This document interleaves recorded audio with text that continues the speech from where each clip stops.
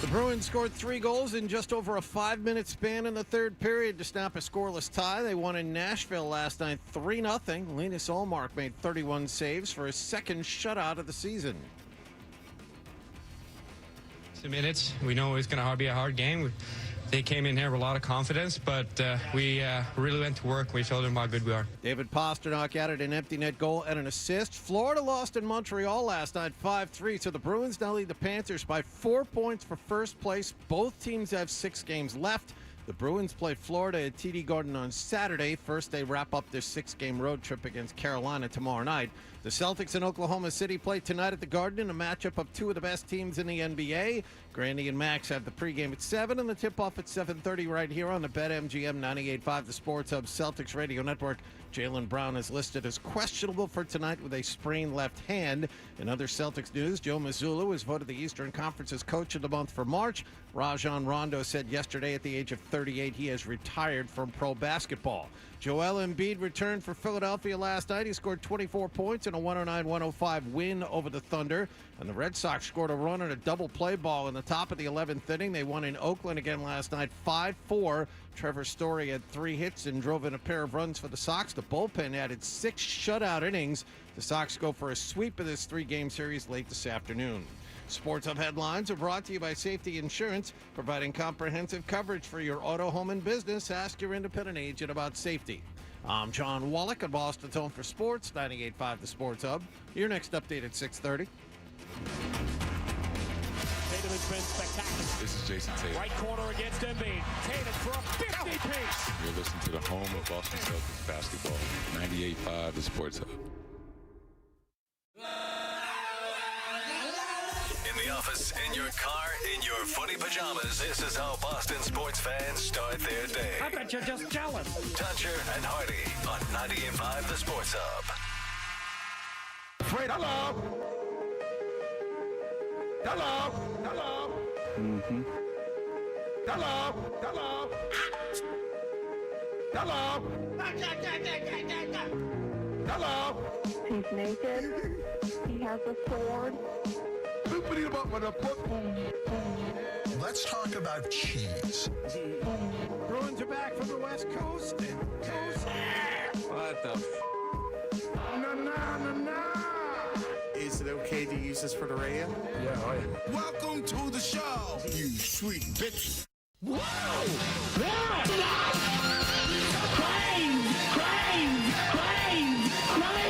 night! If you need a car going to work, keep your All right. Good morning. Good morning. We are the Toucher and Hardy Show. We are in the Town Fair Tire Studios. You can watch us now on YouTube. Simply go to YouTube and search 98.5 The Sports Hub. And then they wish that you would subscribe. Smash that subscribe button. We talked about it before when you go to... You ever go to YouTube to, like, find out how to do something, like you're frustrated, you can't put something together, or something with your car? Maybe not you, Hardy, because you're so Midwesternly handy. Oh, I know my way around an engine. Well, you know your way around a zip tie. But Hardy is the kind of guy who likes doing tasks. He likes doing projects. Yeah. He's like a Tim the Two-Man Taylor. In fact, he is from the same area as Tim the Two-Man Taylor. Yes. He's also been arrested for selling cocaine. Never for possession, distribution, no. No. What have you been arrested for then? I don't know. I don't think I was technically arrested. I was 16 years old, and I was detained in the Oakland Mall parking lot for drinking a beer, and had to go see a juvenile intake referee. Oh, referee? It's not a judge. It was something like months later. And wise young man that I was, did not tell my parents about the incident. Mm-hmm.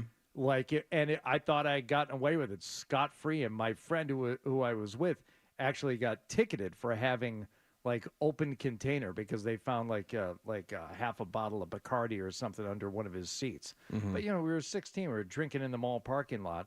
So he got ticketed as the driver, and he got in, some real trouble. But me, he just took my name and information down. I'm like, oh, what are you going to do about that? And then months later, I came home from, I don't know, school or whatever I was doing, and my parents were real quiet when I walked in the house. And I was home for about 5 minutes when they asked me to come into the other room and speak to them. And oh, boy, did I get in trouble. And then I had to go see this juvenile, that was the term. It was called an intake referee. They were going to put you in the nut house is what they were going to do. I don't know what they were going to do, but there was this whole assessment of what I was doing. Is this a problem? Is this something that, needed to be addressed further? And I ended up not getting in any trouble for it at all beyond that. But in the time between my parents finding out and going to see that, that court person, it's not that I was grounded. It was don't even think about doing anything. I mean, it was unspoken. I was in that much trouble.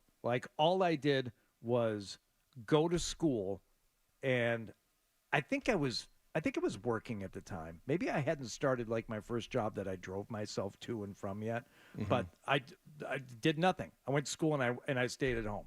Just literally sat in the house. Did they tell you weeks. that they loved you though? Constantly. Or did they say that they didn't love you anymore? Constantly. Because I got a open container. I got an open container ticket where I had to go to court when I was in Atlanta.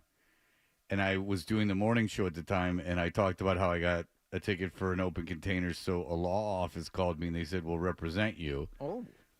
So I went to court, and it was very scary. Not because I knew nothing was going to happen to me, but it was very scary to see the court system and process in Atlanta because it was these guys that obviously had mental problems, and they were they were just being put back into the system. They had been in jail and they were coming out, they were supposed to get out, and they were and then for whatever little thing, not that they did anything wrong, but they didn't have bail or they hadn't done something, they just sent them back in. They just kept sending them back in. So it was kind of sad to see. But then when I got up in front of the judge, my lawyer talked, and the judge goes, "You got a lawyer?"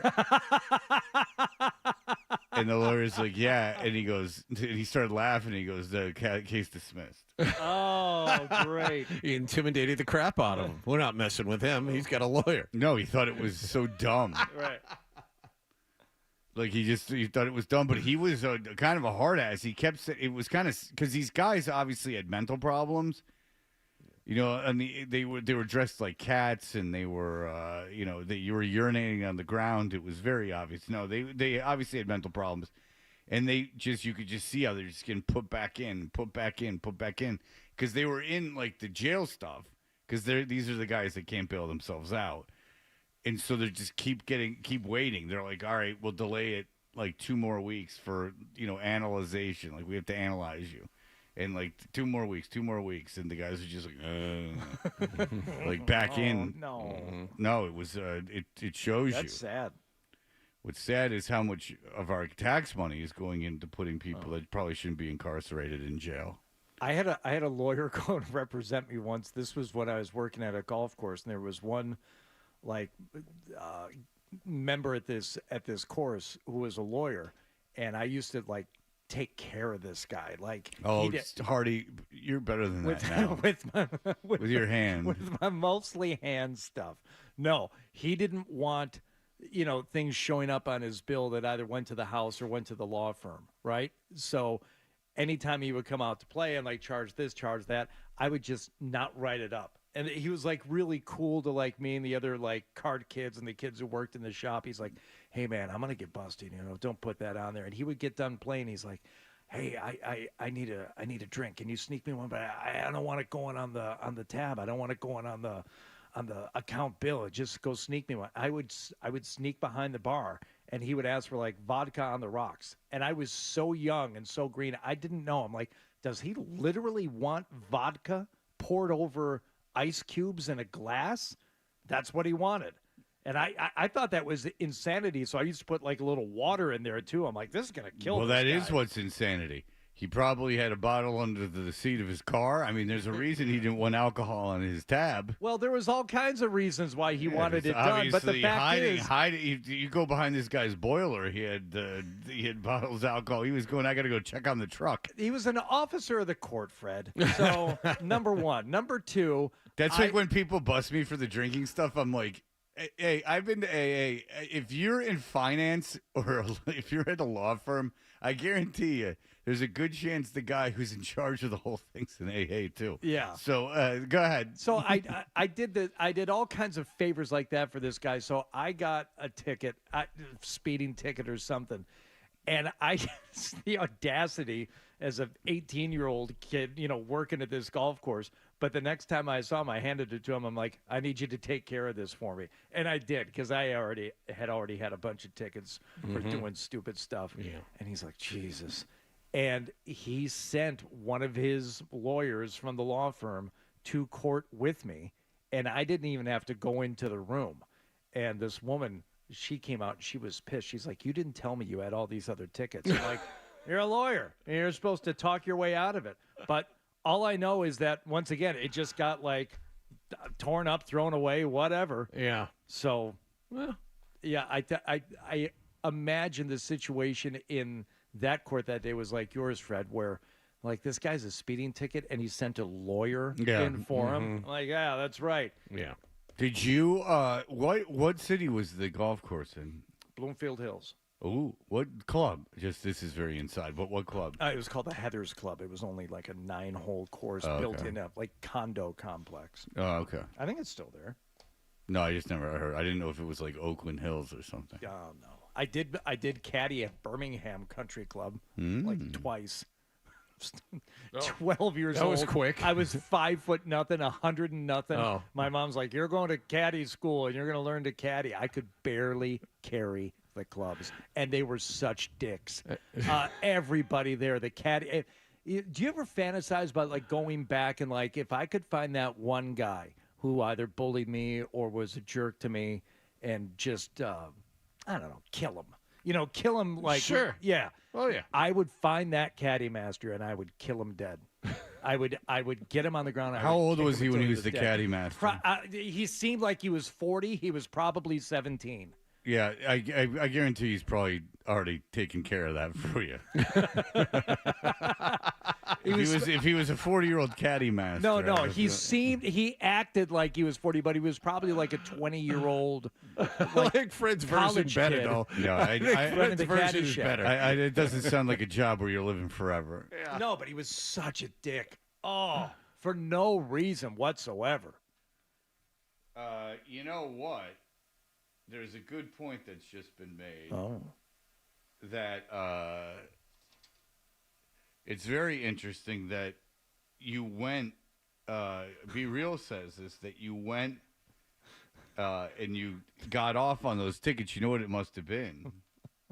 We don't want any judge interfering on a robe trial. And a robe trial means anybody can put a robe on and say, I'm a judge. Nicholas, I did it. I knew it was going to be worth it. And Fred, you could barely tell that you were pausing and looking and trying to get it to work. I mean, I was watching, so I knew, but I think it sounded seamless, very natural. Yeah, well, you know, Hardy and I were reminiscing about back in the day. You know what might be wrong with the caddy master? Well, why bipolar and you are? You're cancer. Maybe that could have been it. But, you know, at the end of the day, everyone can just relax and listen to some Bon Jovi. Okay. I'm gonna allow you 2 more. Okay. All right. So make them good. Don't waste one. I would just like to say, while we're at the chance I don't get to thank our audience enough, I'd like to thank everyone in. I mean, I'll bring this up to Brockton, Natick, Lawrence, London. Never. It's one. Shout out, Natick. Hey. Yeah, you got one, John. Finish strong. Yeah. And, you talk about deals, right? Well, I mean, there's a famous deal. John might know about this because he grew up here. It was the... You borrowed it on the Eddie Anselman deal in Providence. Okay. That's a good one. That's a good one to end on. Oh, yeah, we'll end here. And close. All right, good. That wasn't bad, was it, John? It was fantastic. Thank you. Yeah. Well done. Thank you, You worked it so well, not near a hiccup. Pretty soon, I'm not going to need anyone else here. It's just going to be me and the chili guy. One day when you guys are on vacation, if it's like around Christmas, fingers crossed. I'll just sit here and do the show with the chili 4 guy. hours.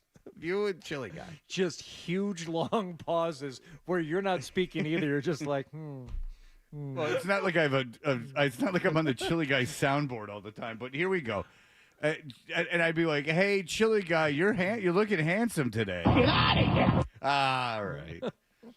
He doesn't like to when I praise him. All right, this hour of the Toucher and Hardy Show, I'm sure, is proudly brought to you by FanDuel Sportsbook. Make every moment more with FanDuel. Hardy, what are we going to discuss of what happened last evening? Bruins played a hockey game last night, and if you were unable to stay awake for the third period, you may have thought that thing was going to end at a 0-0 tie.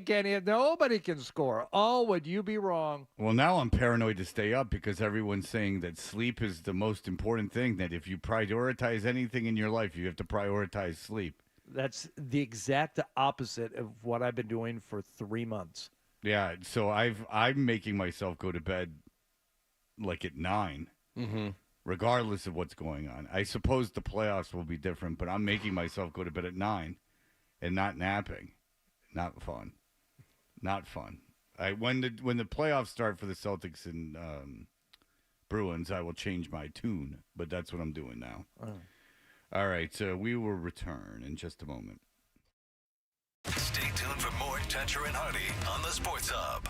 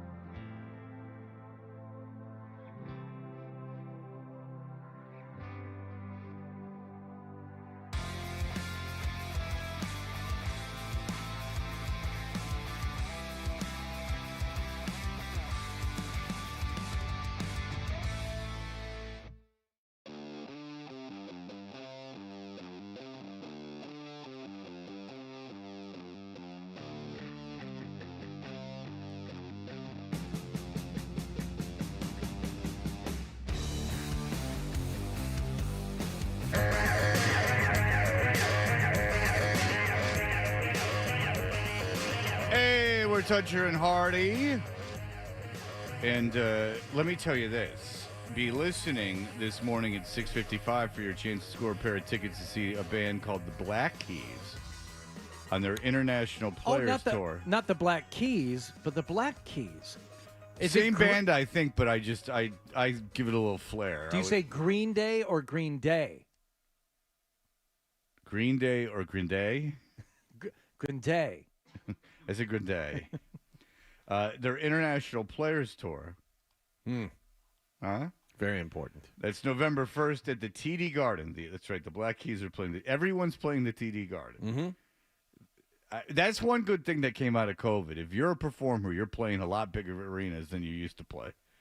Tickets are on sale Friday at 10 a.m. through Ticketmaster.com. It is really true. Everybody likes everybody at this point. Like these comics that are playing the Garden, it's ridiculous. I mean, there's a huge comedy boom, but, I mean, come on. Head over to 98.5, the Sports Hub contest page for another chance to win. Oh, just real quick. We talk to just comedians, just one thing, like, we talk about how there's like a glut of podcasts and stuff, and this show's podcast, so this affects me too, and it affects the companies that we work for because they have podcasts as well. I read something yesterday from an industry newsletter that said 1% of corporate advertising goes to podcasts. It's allocated to podcasts. 1% of corporate advertising is not a money-making phenomenon. Do you want a little advertising tangent about something that I heard that will be coming soon to your television set? I believe maybe during the Olympics this could be happening. Certain things that you see on your screen, you will, and this is not going to be across every platform, but a lot of platforms, cable, DirecTV, blah, blah, blah. You see something being worn by a certain somebody, you will be able to, there will be a little button on your screen. You'll be able to just scroll down. It's like those shoes, bling, and you'll be able to just click a buy now button, and it will take you to a little side screen where things that you see, whether it's an athlete or it's just someone on Real Housewives wearing something, they're going to start embedding purchase options for things that you see in programming. And it'll be right there for you to, and you'll link your Amazon Prime account or whatever to your TV, and boom. You don't even have to put the remote down. Now, that sounds like a smart idea, but also, and it sounds like a way to save traditional broadcasting, because if they try it with the streaming sites, good luck. But it's going to pop up like over the action? I think there will be, like right now, if you press the arrow down on your thing, it brings up the pause on something like that. I think it'll be one button will bring up that portion of your screen. So it's not going to pop up on the screen necessarily, but anything that you see that you like, you'll be able to hit a button on your remote. It'll bring up like a list of options of things that you see on the screen right now that you can buy. Not during ads, but during the actual competition. During the content, not just competitions, but the network dramas. Wow.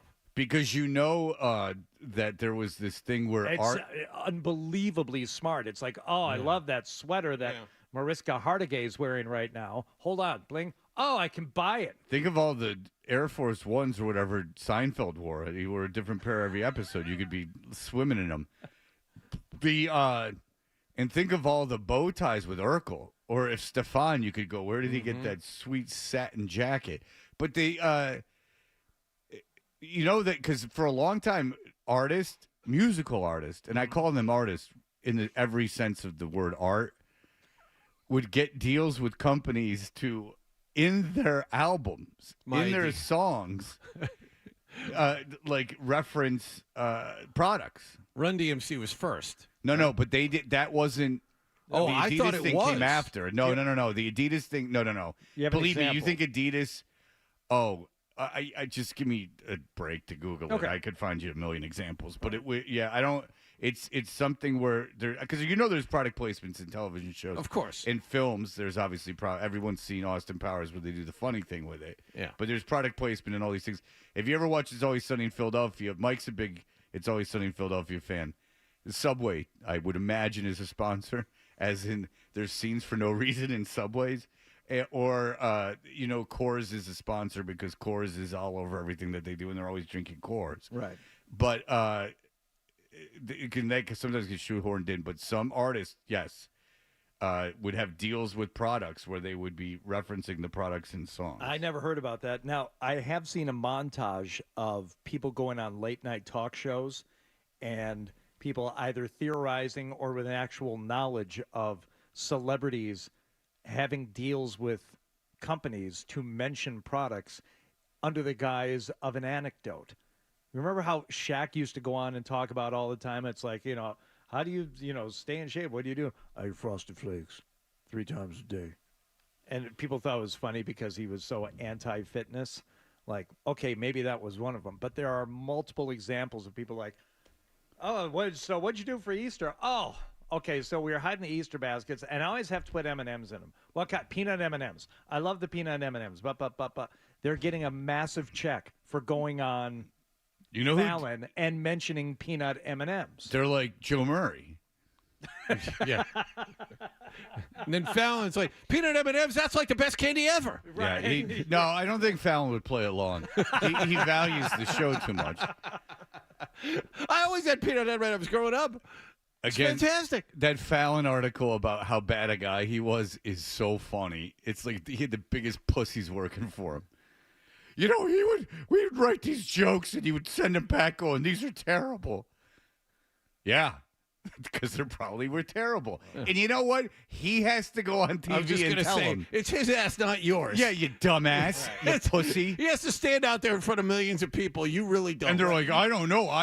They're like, he would be drunk like at work. And then you go, oh, man, this is interesting. What would he do? And they'd be like, I was on the elevator with him one time, and I thought I smelled alcohol. Yeah. Well, that's a responsible thing to do. Well, go to Rolling Stone and tell them that he's drinking at work because you thought you smelled it in an elevator. Yeah, he sucks, and I'm sure he was not, isn't great to work with, but not for those reasons. You know how much pressure that guy's under? Like, he's supposed to be like, this is ridiculous. Like, he's supposed to be, first of all, you're in a creative environment all day under a lot of pressure. You have to come up with jokes every night for something, right? You're all under pressure. The idea that he's supposed to treat you like you would treat a 2-year-old, like a grandparent would treat a 2-year-old, like just of constant fawning and praising is ludicrous. There's a lot of pressure. They're taping at 6 o'clock. If the jokes aren't done by 6 o'clock and he's got a crappy monologue or they don't have the stuff done,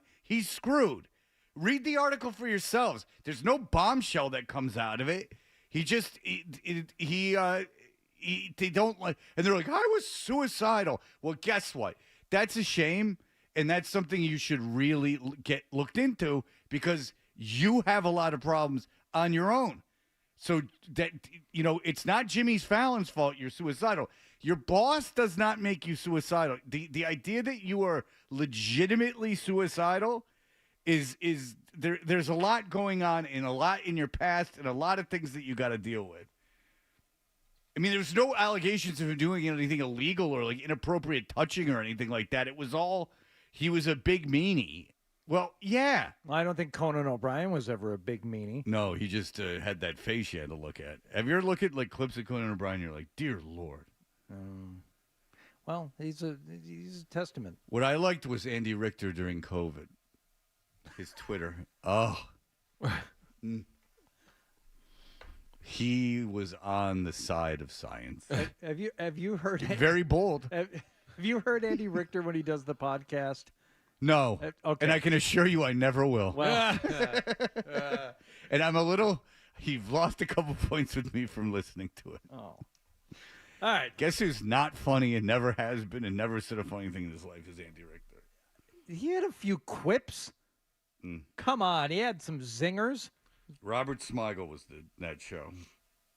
Do you want to talk about the Bruins now, or you want to wait a minute? Yeah, we'll wait a minute. All right. We screwed around too much. You know what? We're always screwing around. We're having a great time. It's just a zoo. Well, it is a morning zoo. Not as much as it was. Who's that? It's this Tom, friend Tom. Oh. Hey, Tom. Hey. So if you go onto Amazon Prime Video and you pause the menu, depending on what product's on the screen, it'll actually come up with an Amazon link that you can go directly to buy the product. So they already do that on Amazon Prime shows?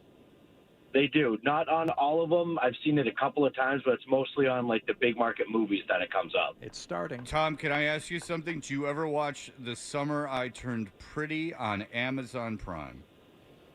No, my 14-year-old daughter does, and it makes me want to jump out a window. Are you Team Conrad by any chance? Stud.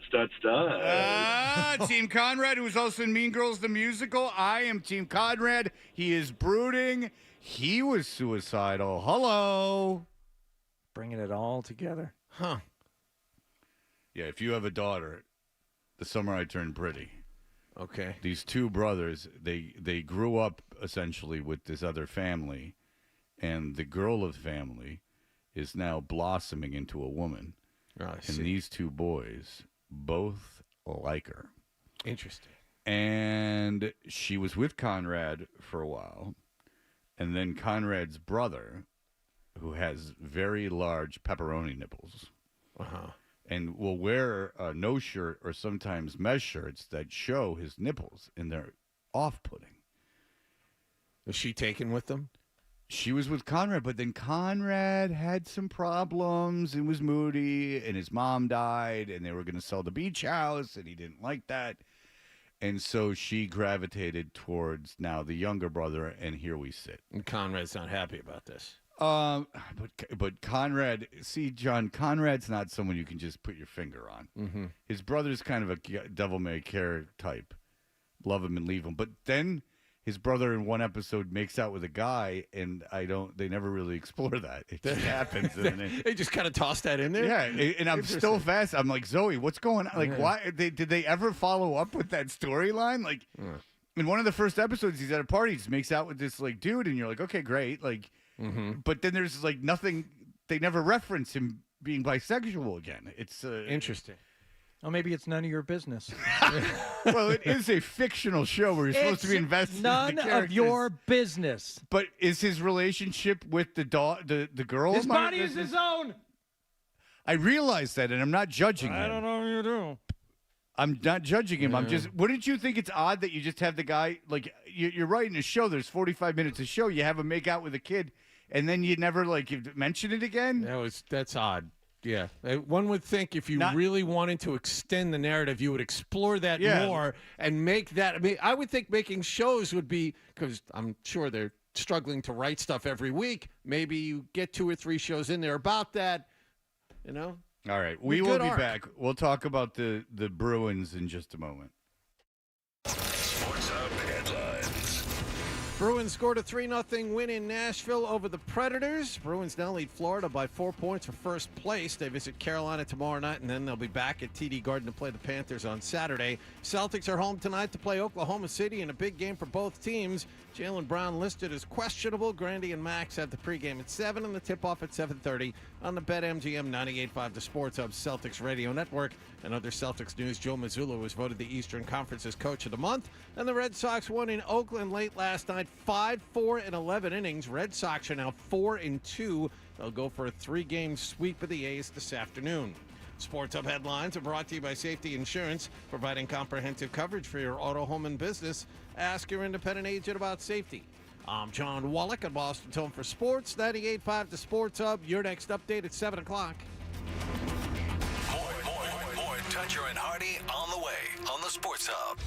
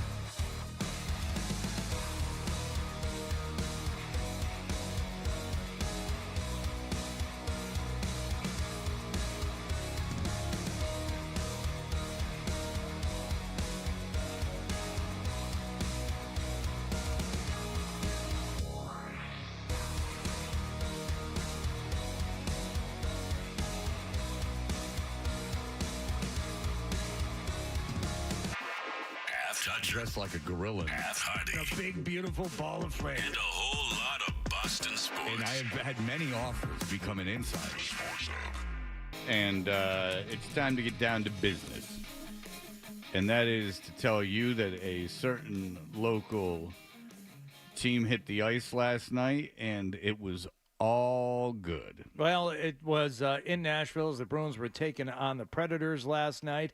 And it was a couple of walls being built. Was Scott Hansen there or something? Yeah. Why don't you have a seat? It's my Chip Chipperson. Thank you very much. That's good. That's good. Cut that pot out. Yeah. Yeah, the walls were being built in front of those goals last night. Let me tell you, Linus Ullmark in net for the Bees. Now Forsberg. He'll wheel over the line. Poke check. Near side. Nyquist fading back. Sends another slot. What a stop by Ullmark. Left to right. Ryan O'Reilly cannot believe it. He looks to the heavens in disbelief. Through those first 2.5 periods last night, I would say it's not rare, but it is fun. And you got to be a hockey fan, I think, to enjoy it. But it was a good game. It was a well-played game in both ends. No scoring, but still fast pace, and the two teams are beating the crap out of each other. Yeah, it was fun to watch. Good chances, good puck movement. I thought Pastrnak was moving all over the ice. Marchand was doing Marchand things on the penalty kill, and they were playing really good hockey. They just couldn't score for most of that game, either team. Pastrnak, the first period, Pastrnak was great. Yep. There was no scoring in the first. What's interesting about all this is that since the trade deadline, how Ullmark now continues to be the superior goaltender, and he was the one they were going to ship out. That's the thing. One of those deals where Sweeney'd rather be lucky than good. He had a trade all worked out to send him to L.A. Ullmark says, no, okay, we'll take you back. And Ullmark, he was fantastic last night, and it's been good for the last 6 weeks. Yeah, so if he keeps this up, Ullmark is your goaltender in the playoffs, and that's it. And that's the way it is. And Swayman's not going to be your goaltender in the playoffs. I mean, there's no other, and I don't think any analyst is going to come on here and tell you it's going to be any different. I mean, if Ullmark plays this well and Swayman is this bad, I think what's Swayman's save percentage, like .850 since the trade deadline? It's not great. No, and Ullmark has been really, really good, and he was really, really good again last night. And it wasn't. There were some bad bounces on both ends of the ice. I mean, posts were being rung, but he was outstanding last night. And just you didn't want it to end if you're watching it on like a fluky goal or on something that shouldn't happen. It's like, that would have been a shame. And something odd happened, but I don't think it was fluky. The Bruins were on the penalty kill, and the Predators tried to send the puck around the back of the net. It was kind of a soft attempt at getting the puck back around. The Bruins gained possession of it, and click. I wanted to know what happened. Yes, well, I mean, Jesus, Hardy, what happened? The way I built it up, I know. Well, started with Brandon Carlo. They dump it in. He gets a stick on it, so they can't hard rim it. Goes to Linus. Linus makes a great play, or along the glass rather, and then Marshy makes a great heads-up play and sucks the guy in and gives me a pretty good lane to just go in and try to make a move. So it was a great play by those guys. That was Charlie Coyle. That was Charlie Coyle. Thrown in deep. Ullmark cut it off. He'll drill it off the glass, and down it goes. Marchand's got it at center ice. He's with Coyle. Into the slot. Coyle short-handed. Walks in, shoots. He scores! Charlie Coyle! Top shelf! Short-handed. 1-0 Bruins. It was a good goal. Yeah. By the way, Jeremy Swayman's save percentage since the 1st of March, 896. Oh. Wow. Not great. No. Pavel Zacha would then make it 2-0. David Pastrnak with the empty netter to give us the final 3-0 Bruins last night in Nashville. Yes, and so where does everyone want them to finish now? Well, it looks like after all that time when they were behind Florida lost in Montreal last night. Yeah, and now they played the same amount of games, yeah. Games are all even. Both teams have 6 games left. Bruins are 4 points up, and they finish off their road trip in Carolina tomorrow night. But the big game is Saturday at the Garden. Bruins-Panthers. I think I'm going. Oh, you're going Saturday afternoon? Yeah. That's hot ticket. 3:30 start. Well, I'm going to ask the C-Man. Oh, yeah. The clother. Yeah. Well, I mean, he gave you Olivia Rodrigo tickets, right? Under the guise of paying for them? Wink, wink. There ended up being a pair available last minute. In the box? It was Carrie and Schneeks together. Okay? All right. You want the whole story? No. All Can right. I ask? You're not getting tickets to the Bruins on Saturday. Can I ask the audience? That's my prediction. Those tickets are gone. Can I ask why? Because that's the one that everybody wants to go to. They want to see the Panthers and they want the matinee. They on want Saturday. to see the Panthers that badly? And they want the average sports fan? The Saturday matinees get scooped up first. People want to take clients want to take their kids. Let me ask the audience this. The station, our station, literally owns a box at the Garden. Mm-hmm. We have a box at the Garden. I never asked for tickets. Should the one of the hosts of the morning show be able to get a seat in that box? 617-779-0985. Five because calls. Yeah. I guarantee that most of you listening, if you're anything like my friends or girls that I know, you think that I get tickets to everything. You just assume that I get into everything and get tickets to everything. So I know that I know that's the assumption. That's not true. But if I ask for tickets to, let's say, 2 games all year, not 2 Bruins games, just 2 games, 2 events all year, should I, and we have a box, and we have tickets, but we have a box, should I be able to get in that box, me and someone else?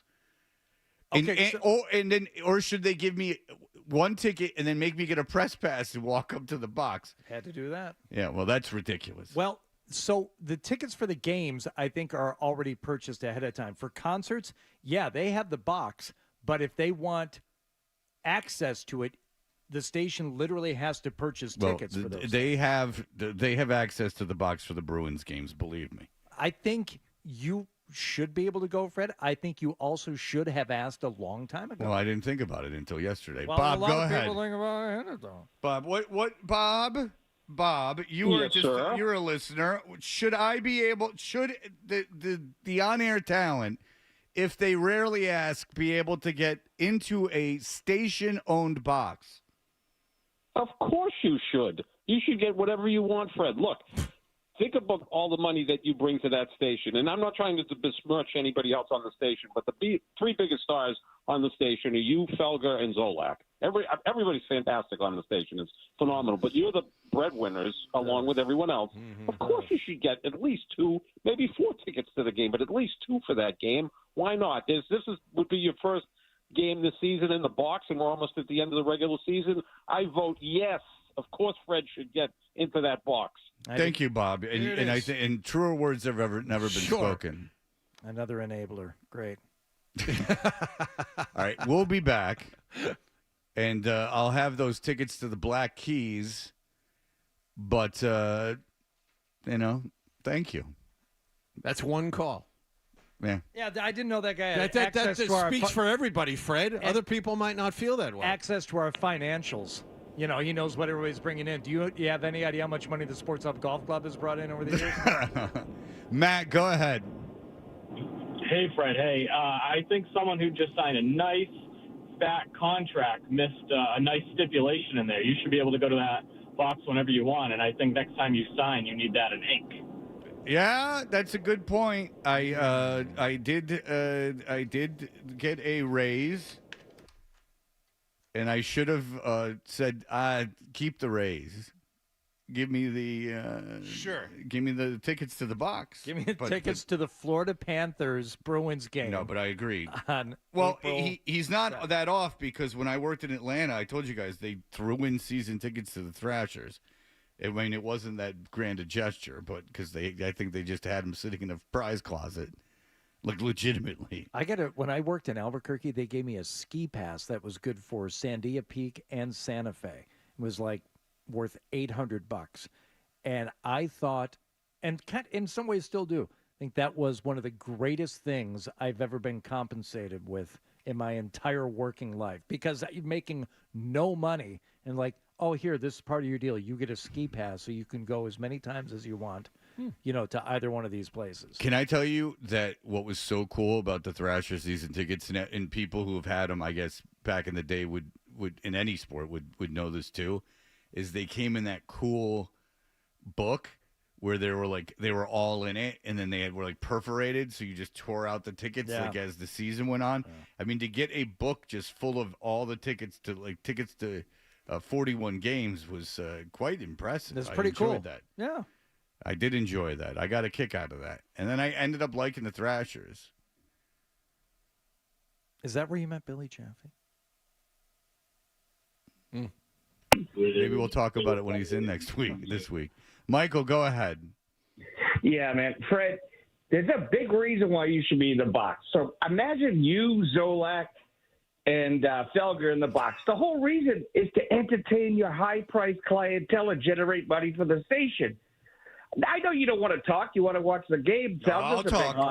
I'm a pleasure, believe me. Oh, yeah, but Fred and Felger are both big guy smileys, big glad handers. That's true. They're both big glad handers. They love interacting with people. Yeah. That's very true. Great for that. I think I'd be good at it. Thank you. And I think that the clients would get a huge kick out of it. What, they wouldn't? Carmen, attend to the contest line. If you're a client, 617-679-0985. If you're my boy from Cat's Eye, let's go. By the way, thank you for your support, audience. Caller number 10 to the contest line. I take that, Hardy. God, you are broken. You just need to be stitched back together with something. I wanted one person to hear that, and that was Brian Seacloth. Schneecloth. I call him Seacloth, and you know I do. Caller number 10 to the contest line, 617-931-0985. We have pet names for each other. He calls me Jose. We'll score a pair of tickets to see the Black Keys International Players Tour November 1st at the TD Garden. Tickets on sale Friday at 10 a.m. through Ticketmaster.com. Head over to the 98.5 The Sports Hub contest page for another chance to win.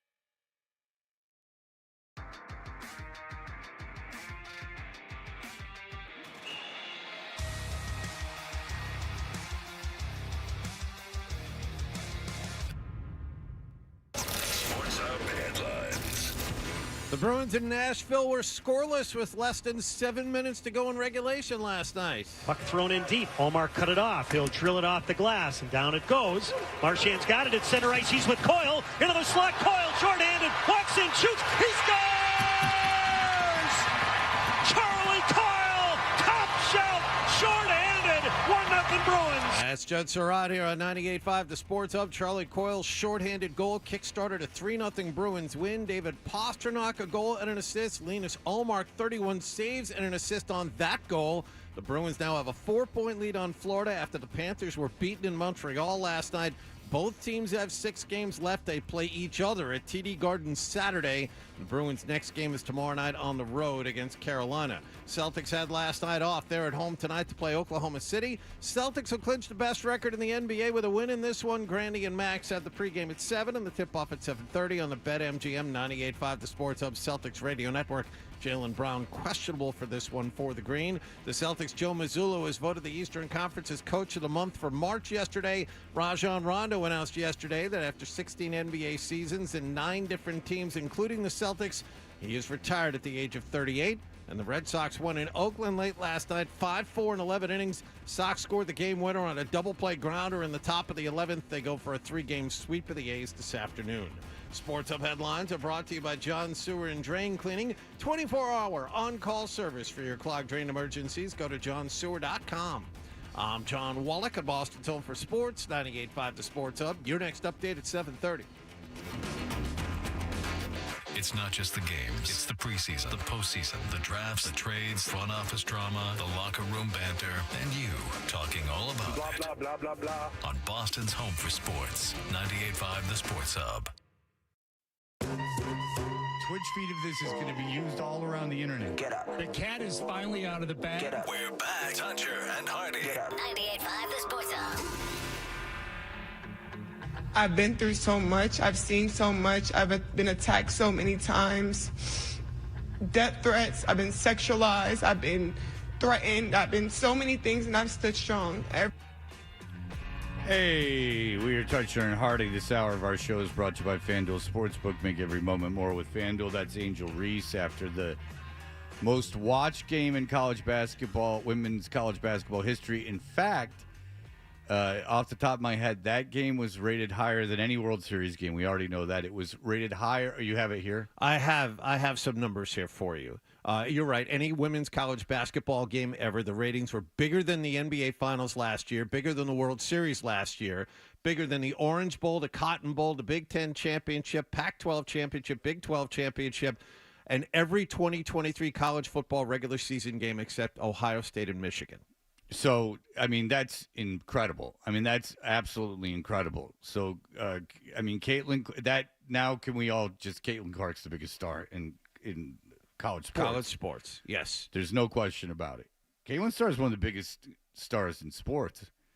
Really, not nearly the biggest, but she's in the top in the United States at this moment. At this moment, not a year from now. People know her name. They recognize her face. They know what she's famous for. At this moment, I think if you walked on the streets, people would know who she is. There's certainly Patrick Mahomes and, obviously like Charlie Coyle, guys that you would know ahead of her.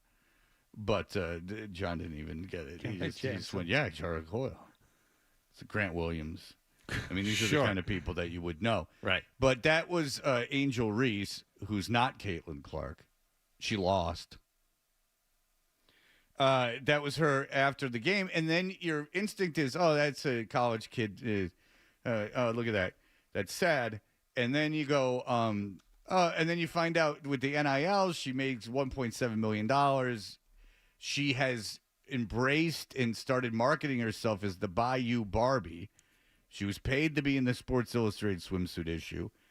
So the sexualized part doesn't hit as hard, right? Like I don't have a lot of sympathy for her. No. Yeah. And again, I don't go and screw with people on the internet, and I've never sexualized her, and I don't intend to. And so I haven't done it. I'm just like, some of that stuff doesn't hit me as hard as if it was just a random college women's basketball player that was getting crap for no reason. And so I got emails on both sides. People, if I'm nothing if not polarizing, John. Mm-hmm. I've heard that about you. This is from, I emailed Fred earlier watching the YouTube and do not plan to follow up anymore. I plan to have a child with a black woman, and I can assure you it's not a fun experience as a civilian, much less a college kid in the middle of a culture war. As a 22-year-old kid, no, 21-year-old professional athlete. Fox News is trying to tear down. There's some things I don't know, right? If I don't watch Fox News, so if Fox News is trying to tear her down, then your issue is really with Fox News. God forbid she show a little swagger to cash in on a sport that's not tremendously lucrative at the pro level. I never, ever, ever said I had any problem with anything she's done. I've never said I had a problem with anything that she's done. I don't even have a problem with her crying. I just say I just say I don't have any I don't have a lot of sympathy for her. Because the internet is horrible. It is for me. But then he gets to that. The idea of Fred Toucher, an Incubus DJ from the 90s, comparing his experience to a 22-year-old black woman in the middle of a culture war is so obtuse and dumb, it really makes me dislike the really good stuff, riffs you guys are hitting on a lot more. I didn't bring that up.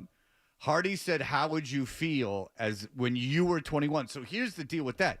I didn't compare myself to an internationally famous basketball player who's been in the swimsuit issue and is making a lot of money at 21.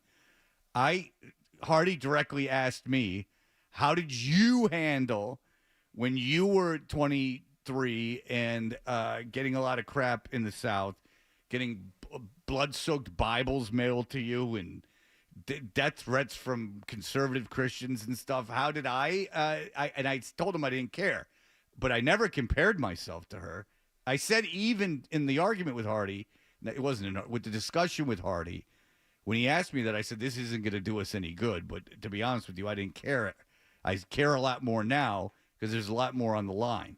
I got to feed my family, my blood. Mm-hmm. Hardy, it sounded like you tried a little bit to push back, but I'm very disappointed as a strong fan. That has sucked today, guys. Well, to this I would say, you can disagree with us, or me. Yeah. It's fine. You don't have to agree with everything. And I am, again, I'm a big fan now of saying I don't know. So if there's parts of this I'm missing, if there's a culture war with Fox and the LSU women's basketball team, I was unaware of it. But I don't work for Fox or consume Fox. No, and this is where I think people miss the mark too, because I got an email that you and I both got, Fred. So the reason why people don't like Angel Reese is because ESPN has shown the montage of her obnoxiously taunting Caitlin Clark with the ring finger celebration in last year's national championship 10,000 times. She didn't do it just once either. It was several times in that game. Looks like the shoe is on the other foot. Nothing that $2 million can't fix. P.S. Hardy white knighting. And I know you said it as a joke yesterday. Yeah. But that's one of those trigger words for people. It's like, you're blaming me? Well, you said white knighting yesterday. Oh, I was joking. Of course, but this guy takes it literally. It's like, for Angel Reese was so gross, LOL. Number one, and I emailed him back, very nice. I'm like, first of all, so that means you're okay with her getting death threats over it, which that's what I think she was most upset No, by. I don't think she was most upset by that. No. Well, I've got I've gotten death threats too. Let me finish. All right. I Yes. said, so she deserves death threats. By the way, and this is important, Caitlin did the same taunt to Angel Reese. It was something they were doing to each other. Caitlin Clark is a big crap talker, okay? And I said, I'm not white knighting for anyone. All I'm doing is I have a little sympathy for a 21-year-old who sounded like she legitimately was having a rough time. That's it. That's it, and that's all. In that moment, in that press conference, I don't think that was an act, and I think she was legitimately and probably has gone through some stuff over the last year. Now, if you say it's nothing that $2 million can't fix and she had it coming to her because of the taunting, well, I think you are just absolutely walking into the trap that's being set for you by, the networks and the outlets that show her taunting Caitlin Clark more than they show Caitlin Clark doing the same thing to her and other players. But I will tell you this: on the same vein as the taunting, she really did embrace the role as the villain. I mean, she had talked about it. She said, people don't like me because I'm in your face. I'm not going to change. I'm a model. I mean, this is all a marketing thing too. Like, she marketed herself as this person, which is true. And by the way, 15 million people watched that game. I mean, when 15 million people watch something you're gonna get hate, and I'm sure everyone on that team got hate, and I think a little bit of that crying in the press conference, to be honest with you, was hurt pride. Probably, and it makes you more than anything as somebody who, with no real knowledge of her experience as a college athlete, or certainly as a professional athlete, or as a model. And yes, of a young black woman, I have I can't pretend to know that. I have no idea, but still, with just a tiny bit of experience under your belt, don't you just want to say to her or anyone else in that position, you just want to say, you know what? I know you don't think it now. It's going to be fine. And you will remember this moment, of course, for the rest of your life. But as difficult as this might seem, you're okay. You're doing just fine. And you know what I think you can take when it comes to, like, the reaction of everyone and stuff, is the victory that 15 million, more than the World Series, more than the NBA Finals, watched that game. So the whole female aspect of it is out the window. On either to insult or to pretend that it's worse for you. Because you had more people watch you than the World Series and the NBA Finals. Doesn't matter if you're a woman at that point. Angel Reese was one of the main reasons why that happened. No. No? No. The coach for LSU and Caitlin Clark were the reasons that happened. The coach from LSU is. I didn't know Angel Reese was a person. Oh, I knew. Well, you follow the game very closely. I do. Like, too. I knew the matchup. Well, yeah, John, you're a dork. If they were, if Iowa was playing just some other random women's team, the ratings would not have been that big. No, I just said that. Yes, of course they wouldn't have. None of the ratings are going to be this big again. Even though the UConn women's game after that game had a better rating than the UConn's men's Elite Eight game. But yes, no one's going to watch. 15 million people aren't going to watch any more of these games. But I would contend it's the LSU program, the coach. The coach is the one who's been in the news. Yeah. The coach is the one who had the Washington Post essay on her. I didn't read it. Yeah, but I told you all about it. That's just like reading it. The argument is it was a harmonic convergence. You had Kim Mulkey, who was the head coach of LSU. You had the Angel Reese, Caitlin Clark thing. And you had a trip to the Final Four and a rematch of the championship game. Angel Reese was the second most famous player on that court. Yes. In that, what's an example? Larry Mullen Jr. is the third most popular guy in U2. Like, I mean, it's really hard to mind that one. But I disagree. I don't think the coach of LSU was a bigger star of that television show than Angel Reese. Well, I disagree. Really? Because I think that's a home run. 617-779-0985. By the way, and I know we have more to get to. Yeah. But you're talking about like no one's going to watch that much again. I agree with you. This story this morning, the head of the NCAA women's basketball tournament pushing to review potential changes to the event's format this summer, a year sooner than previously planned. Given the trajectory of success we've experienced over the last couple of years, I see no reason to start that review because it's going to be bigger and bigger. And I would caution them, oh, no, it's not. No, no. You hit your high water mark. No. This isn't like, wow. In most of the analysis of people that don't, which is everyone, people that don't watch a lot of women's college basketball, it was great because Caitlin Clark was as advertised. Like, I said it yesterday on the show, and then I heard Pablo Torres say it. I heard a lot of people say, like, it's great because Caitlin Clark was as advertised. She was the one who was special on the floor.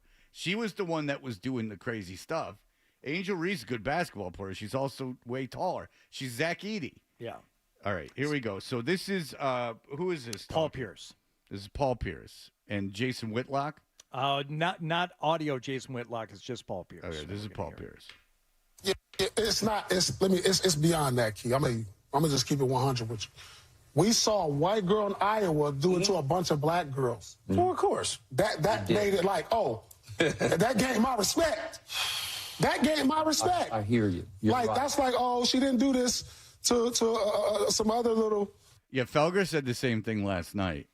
He was like, I loved how it was a white girl against the black team. No, he did not. He did not say did that. not I'm say kidding. that. I'm kidding. I'm just.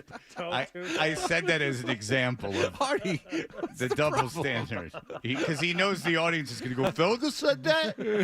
I know, but Artie had his head in his hands. Like, oh, here's Fred doing something silly again. It was very funny, but No. Obviously, Felger did not say that. No, but Felger was on my side about the, whatever her name is. She's Right. so popular. Angel Reese. Angel Reese. Bayou Barbie. The Bayou Barbie, I remember. Angel And by the Reese. way, she puts that on her Instagram. Felger is on the your Bayou side. Barbie. Felger didn't show just a flood of human emotion for something, huh? Oh. Deep down, he's a big teddy bear. A big teddy bear who can't read facial signs. Yeah, it's not. It's beyond that, Key. I'm gonna just keep it 100 with you. Would you please? We saw a white girl in Iowa do it to a bunch of black girls. Well, of course. That made it like, oh, that gained my respect. That gained my respect. I hear you. You're like, right. that's like, oh, she didn't do this to some other little white girls that was over here in Colorado, wherever. She did it to some girls from LSU Yeah, who we she did. thought was some dogs. Defending champs. And put them on their knee and spanked them. Spanked them. And so I know, but I didn't expect that. There you go. And you know what? He can say that on the account of he's black. Well, and Skip Bayless kind of jumps in there. He's like, the defending champs. Yeah, because Skip Bayless is like, I'm the white guy on the show. I can't be saying these things. Mike, go ahead. I'm with Hardy, full 100%. Oh, well, that's a shame. I think that Angel Reese is much more important than the coach from LSU. And I think that it's as a national No, I think story. that- Yep, absolutely. 100%. As a reason to watch that game. If the coach got sick and wasn't on the Absolutely. sideline, the numbers would have been the same. Yep. If Angel Reese wasn't there, the numbers would not have been the same. But if the coach from LSU, I didn't say that. I think the coach at LSU is number 3. I think that Angel Reese is number 2. okay, fair enough. But if the coach if the coach of LSU wasn't the coach of LSU, this wouldn't have been as big a story. Sure. Right? Yeah. I think She's the coach big- helps. I She's just the don't think that biggest. it's as important. I think Angel Reese is bigger. She's the and I think biggest. that the rivalry is bigger, and I think that it's No, that's not the rivalry is Iowa's not a traditional powerhouse in basketball. No. The rivalry is the biggest rivalry because the woman who's the coach of LSU is one of the most decorated figures in the history as a player. She won a national or won a state title on the men's team in Louisiana. She played boys basketball and won a state title to my knowledge. She's a big deal. What's her name? Elizabeth Hurley. This is my point. I didn't remember Angel Reese's name. I don't remember Ryan Beaton's name. Hey, except for right now. Nice. Does Fred, that that. good? She's All right, part of stop. the story, Made but his day. Stop. Third. Let me just fine third. Okay. I that's what you disagree agree. because the villain in this, as far as it was being presented to me nationally, the villain in this whole thing was the weird coach from LSU who is very polarizing, wears these outlandish outfits. I didn't know what for Angel Reese. I didn't know that she was a model because I don't look at the swimsuit issue. I look at Amish girls gone wild, and that is when they are during barn raisings are making super spicy soup. I just don't. I don't watch games for the coaches All right, ever. it's the story, Hardy. You wanted the coach to lose. You wanted that coach to lose. I want Gino Auriemma to lose more than anything. Well, it just shows you the importance of a coach, doesn't it? Now, Yeah. Gino But not Kim Mulkey. Kim Mulkey is a bigger deal than Gino is now. She was the big deal. She was the person who bitched about go to any news site. Okay, you can say it as much as you want. She wasn't a bigger story in my mind. I was not watching that game in any way for her. I was watching it for Caitlin Clark and Angel Reese, and that's it. I don't even know how you knew who Angel Reese was, to be honest with you. Because I watched it last year. Oh, see, I didn't. Terrence, go ahead. Good morning, gentlemen. Hi. Hi, Terrence. How you guys doing? Oh, that's great. Get right to the point. But that leads to my thing is that you watched it last year. I didn't. I'm talking about people who watch college basketball, women's college basketball for the first time ever, and it doesn't really matter. Whatever. I just think the coach was a bigger deal. I didn't have any idea who Angel Reese was before that game. All right, to you that is your truth. And then, I'm sure that factors into the fact that I don't feel that bad for her because she made all the money and models, especially the sexualizing part. Do you feel bad for Kim Mulkey? No, I was glad she lost. Okay. That's why I didn't like LSU. I had no idea. To be honest with you, I had no idea of like any race stuff or anything like that. I guess I could assume LSU versus Iowa there wouldn't be as many black women on the Iowa team. But it's not like Iowa football doesn't have any black people on it, and that's all I really know. So I didn't really even realize it was a black versus white thing until I watched it. I just knew Kim Mulkey was just always bitching about that Washington Post article, and that she was apparently quite a little firecracker, a handful, if you will. All right, we'll be back with Dumb Gary Tanguay. You're listening to Toucher and Hardy on the Sports Hub. Enjoy all your favorite sports like never before at BetMGM. Sign up using code WBZMass and get up to $1,500 back in bonus bets if you don't win your first bet. When you register with BetMGM, you'll get instant access to a variety of parlay selection features, live betting options, and the best daily promotions in the business. And with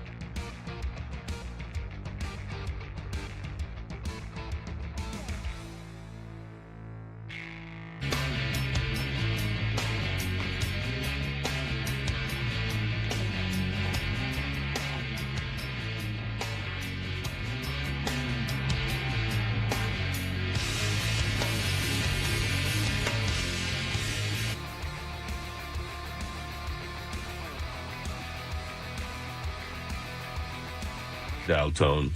He had gone unheard again. Rolling over, he pushed his back against hers, hoping she would get the hint. She didn't. She didn't move. Jerry nudged her with his elbow this time. Listen, you need to leave. Jerry got up, grabbed his pants, and pulled out his wallet. There's an extra $100 in it for you if you get up and leave right now. 200. She mumbled. Okay. So he flipped out another C note. I'm up, she said. She got up, jumped into her dress with a single well-played hop, slid into her heels, zipped her own back up, grabbed her cash, and was gone. No panties were in the arsenal. What was the point? It was a struggle just for Jerry to pick up his ballet loafers. His back was in such bad shape, bending over was no longer an option. Now he had to squat like he was taking a dump just to reach his shoes. That is The Arm in the Fall. Our friend Gary Tanguay's book, available for sale at anywhere you buy books. I think it's more lucrative if you don't get it through Amazon. That's what most writers say. Oh, is that right? Mm-hmm. You read Running the Light, right? No. You never read Running the Light? No, I don't even know what that is. We had the author on. He's a comedian. He wrote this book called Running the Light. It's the best book I've read in maybe 2 decades. Sam Tallent's the guy's name. Okay. We had him on, and everyone who picked it up, I've gotten, like, you have an author on, you don't feel many people are going to read the book. Yeah. Like 20 people emailed me saying, like, wow, that book was insane. Running the Light by Sam Tallent. I'm buying it right now. Yeah, you should. All right.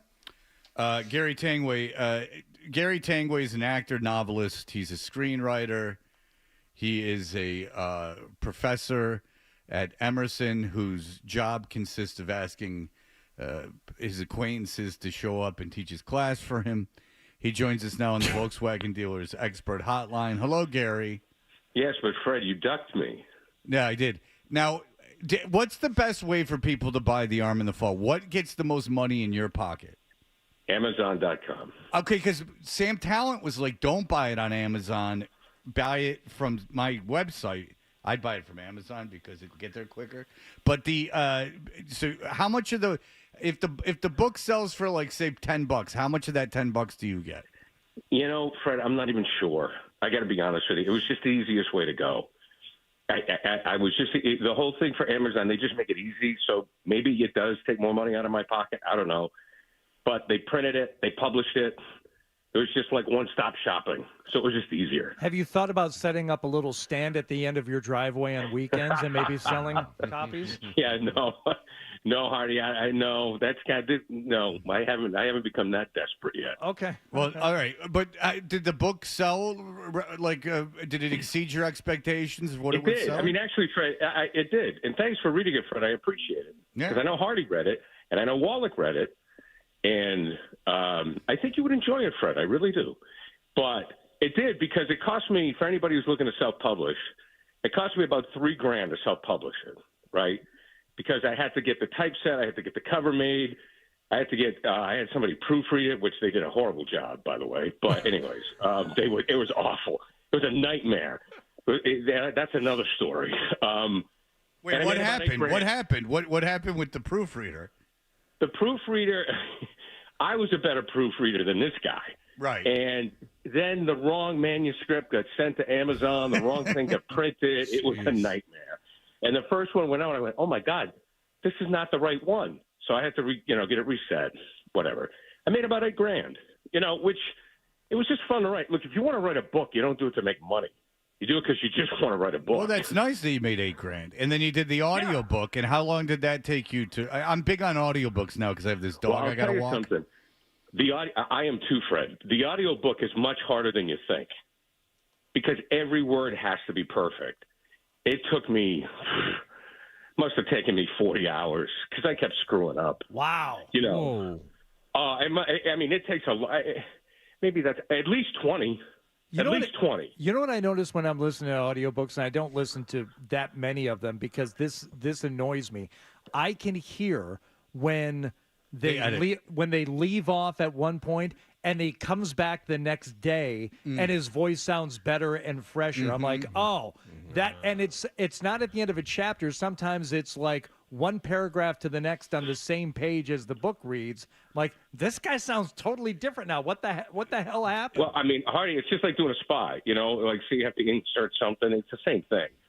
But the people that do it now, and there's a lot of actors that do it, it's an art form. Because I did it. It was much more difficult than I thought. But, Gary, it's 1,000 times better when the author does it. Like, are you familiar with I mentioned her a lot just because I've been into her books now. But the author, Mary Carr, she writes memoirs. She has The Liars Club was one, Lit was another. Okay, I've heard her. I haven't. But I understand what you're saying, Fred, because it's their firsthand account. Yeah, when she reads it, right? Like, it's 1,000 times better than when, like, an actor reads it. Like, his... well, like that Henry Winkler one. I read that, after he was on Barry, which I thought was a great show, Henry Winkler had a book. I said, I got to read this. And it was great. Because, big dyslexic. Well, he is. And it was his account. I mean, how the guy hated to be in the Fonz after a while, and, and his dyslexia, how he battled that. So I agree with you, Fred, 100%. So when you do yours, you need to read it. Yeah. If I wrote a book, it'd be nonfiction. I have no idea how to write a fiction book, but if I wrote and it would just be to capitalize on my huge national audience, really. Yeah.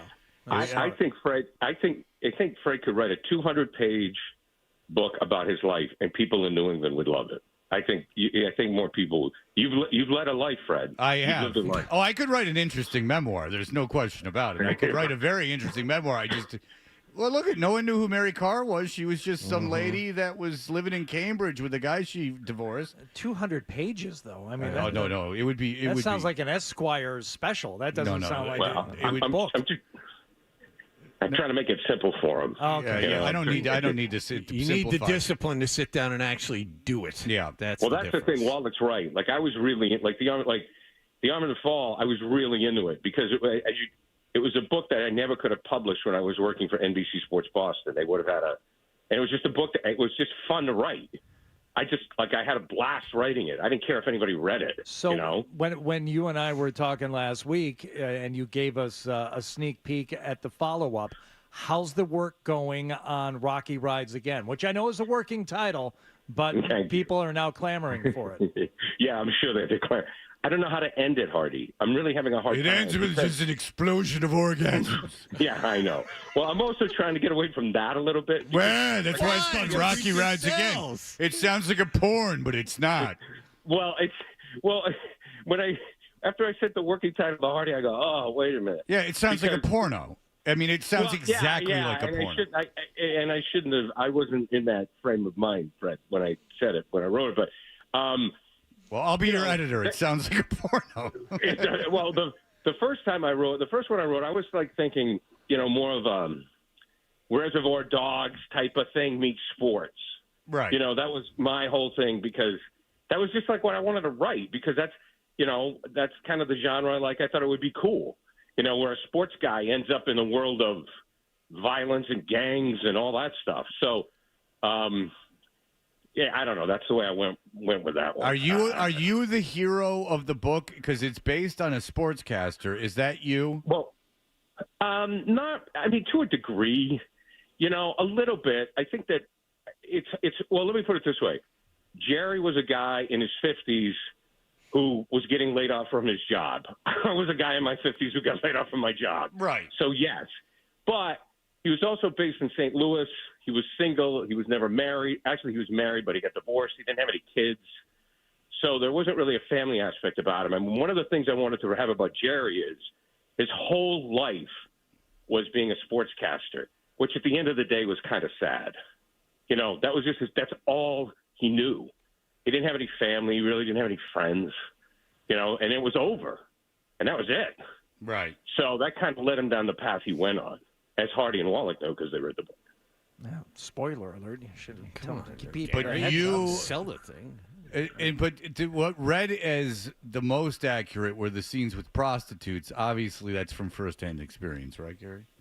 Yeah, no, Fred, it is not. Well, That is it's remarkable. Yeah, really? Fred, did I nail it? Believe me, you nailed it right there. Hey, when you skipped out of your class the other day when Wallach was there, you said you had to go to shoot a movie or something. What movie? Oh, by the way, can I just say that Wallach was exceptional in class, and I know Hardy's going to come in and talk, but I want to give John props. He was terrific. Thanks, he really Gary. was. Oh, Thank you. He was Did terrific. anyone know who he great. was? Yeah, no. The Boston kids did. I mean, the kids from, there's a lot of kids in Emerson that are from out of town that are just not They're losers. plugged in. But the local guys did, absolutely. So, no, it's called Ella McKay. It's James L. Brooks. He's shooting a movie in Providence. Ooh. So, yeah, it was great. I'll tell you guys, it was great. Played a senator. I played a senator in the movie. Wait, James L. Brooks. That's pretty cool. So that's a. Where'd you shoot? Well, it's shot in Providence, and I'll just give you I'll tell you what I can. Like, I worked with Jamie Lee Curtis and Albert Brooks. Wow. And when I say I worked with them, you rode in the van with them to the set, and you hung out with them. Albert Brooks is the funniest man alive. It's like you wonder about people. What's that? No, I used to get crap from the midday guys on this because I was such a fanboy of Albert Brooks. And you said James L. Brooks. I just watched Broadcast News again yesterday afternoon. Anything Albert Brooks is in, I'm watching. The time this kid He's has in the amazing, Hardy. afternoon. He's amazing. I mean, Hardy, he's amazing. And the thing of it is like, that scene in Broadcast News where they have the perspiration? It's legendary, right? Yeah. I was reading about that. They came up with that the night before. Wow. Like they were sitting there trying. We got to do something. We got to do something. Like Albert called Jim up. Listen to me. Albert called Jim up, and he said we should do this. And they just thought of it at the last minute. But Brooks is just funny. He's funny with the crew. He's a legend. Well, when he was a kid, he used to be able to make Mel Brooks and Carl Reiner. Like, he was in a room with those guys, and when he was a kid, he did this like fake magic act that like they were like doubled over laughing. Carl Reiner said he was the funniest person he had ever seen. Yes, indeed. Yeah, so yeah. Hardy and I both Yeah. know that tale. Hardy, Rob Reiner was his buddy. Yeah. Yeah. Okay. So, hey, you did not read what Hardy sent you. He wanted to play a game where you read stuff, and Right. that from movies, and that we would guess what the movie was. You didn't do that because of your acting career, or because of your And teaching, in all honesty, and teaching at Emerson and stuff, because I know that Hardy likes to go. I started to look at it, and I was like, All right. I think Hardy might be better reading this than me. Okay, I'm gonna read one, and then John, you tell me if it was okay, and you tell me if you can guess the movie. Okay. What the F is this? He thought waking up covered in snow, he could see a perfectly good tent pitched just a few feet away. Then he pitched a tent of his own. When he thought about what would be waiting inside, no, he couldn't, or could he? The old man back in town would accuse them of stemming the rows when they were supposed to be watching the sheep. But that morning, on the mountain, he had only one thing in mind: cowboy coitus. Brokeback Mountain. Very good, John. Wow, you got it. It's funny because John thought that was a romantic comedy. Gary has a problem with the gays. I mean, in higher education, I'm trying to I'm trying to, How many people have you asked to guest teach your class? Oh God, I've had as many as possible. I mean, well, Gresh came in. Oh boy, how did he do? Well, he was great. I mean, Okay. he's great. I mean, and then Wallach was awesome. Jim Louth was terrific.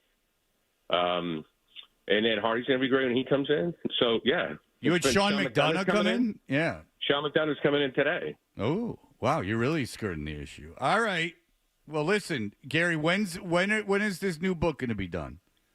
Oh God, I got to find an ending. I got to tell you, I am going through writer's block big time.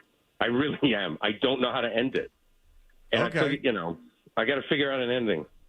Well, it sounds like you're having some pretty cool life experiences, so that's awesome.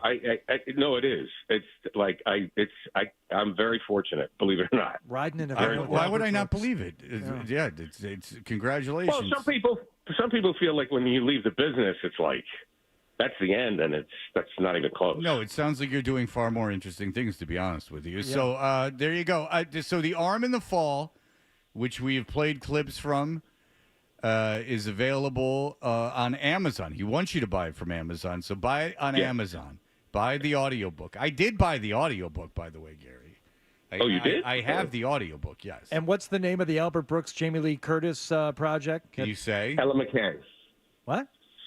Ella McKay. Ella McKay. Ella McKay. Yeah, I mean, Woody Harrelson's in it. It's loaded with stars. IMDb it. It's going to be great. Are you a newscaster in it? No, I'm a senator. Ooh. Told you. Oh, he's a senator. All right, I didn't hear you. All right, Gary Tanguay, thank you. Thank you, guys. Take care. All right, there you go. Gary Tanguay. It's interesting. He's in a Albert Brooks movie, huh? Mm-hmm. And he was in a van with those people, Jamie Lee Curtis and Albert Brooks. That's pretty cool. The film will follow an idealistic young politician who juggles familial issues and a challenging work life while preparing to take over the job of her mentor, the state's longtime incumbent governor. You know the Kay Parker movie Taboo? That's the family thing. It's a famous adult film from the 70s. Taboo. A lot of sequels to that, too, if I remember right. Too many, really. It's kind of gross. Yes. Very gross. All right. Well, Gary didn't want to read the Brokeback Mountain thing. I don't know why. No, I thought it was pretty harmless, but all right. All right, very good. I'll bring it up when I'm guest lecturing here in a couple of weeks. Hachi-machi. The idea of going out there at rush hour and having to screw around. I'd have to take a lift out there because I would lose my mind parking. The drive home will be a lot of fun, Hardy. You'll enjoy it. The drive home is not the issue. No, the dude, issue is getting out there and parking, and that's the... It's like a panic attack, like just the rage and panic. I don't need it. I'm telling you, I'm taking the train. I'll take the commuter rail. I'll do the train. I was so pissed off driving home from that concert on Monday night. I'm like, this is, and then I have one of those like outbursts with my wife the next day. I'm like, I'm never doing that again. I'm never going downtown again. I'm not doing it. I'm not driving downtown. Not parking downtown. I don't drive. Trying to drive home at the. God forbid you want to leave downtown at 10:30 on a Monday night and just drive 15 miles. How long will it take? An hour. It's going to take an hour. The city's laid out too poorly. It sucks. Oh, and then we're going to close lanes of traffic. We're going to do this. I'll take the train. It'll be fine. Do you know how long it took to get from downtown Birmingham, Michigan to Greektown? 10 minutes. 15 minutes. Yeah. 15 minutes to get from 15 Mile to there. Because it's laid out. There's just as many people in Detroit as there is here. But and it's a bigger looking city than here. The roads aren't based on old cow paths. No. It was built for cars. It was built for cars. There's 3 freeways running through the city. Now, that's for better or for worse, but it is true. All right. So we'll be back in just a moment. Here are the headlines. Sports Hub headlines.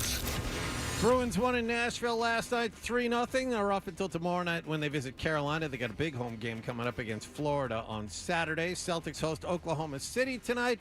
Grandy and Max have the pregame at 7 and the tip-off at 7:30 on the BetMGM 98.5 The Sports Hub Celtics Radio Network. Jaylen Brown listed as questionable, and the Red Sox won in Oakland again late last night, 5-4 in 11 innings. They'll go for a sweep of this 3-game series this afternoon. Sports Hub headlines are brought to you by Rodenheiser Home Services. Technicians are ready to make small fixes at your home that could prevent big ones down the road. Visit Rodenheiser.com to schedule today. I'm John Wallach at Boston Home for Sports, 98.5 The Sports Hub. Your next update at 8 o'clock.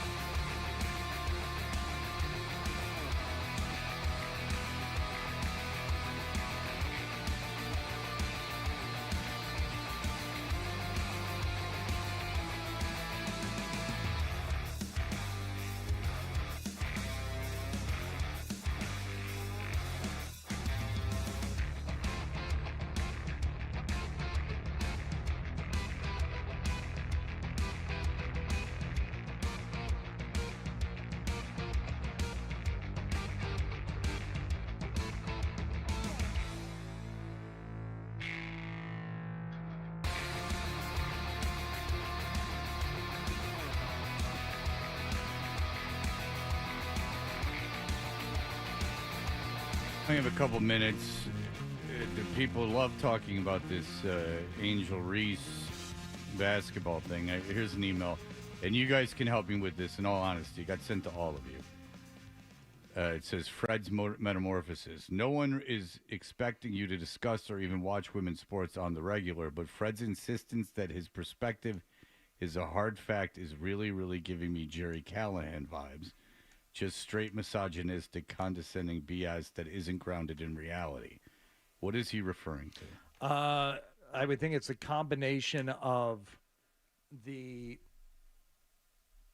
Well, I disagree with you vehemently on the coach of LSU being the one of the main draws in watching that game. Fair enough. I disagree with you. Okay. So that's one, but maybe But I don't know how that's.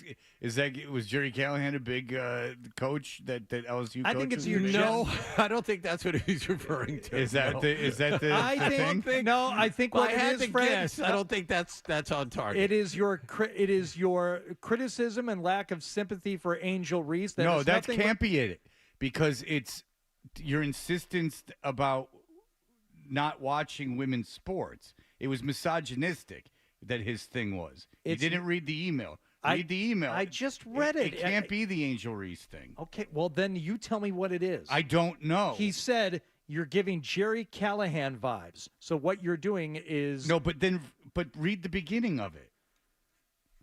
no one is expecting you to discuss or even watch women's sports on the regular, but Fred's insistence that his perspective is a hard fact is really, really giving Jerry Callahan vibes. So maybe just the fact that continue to read.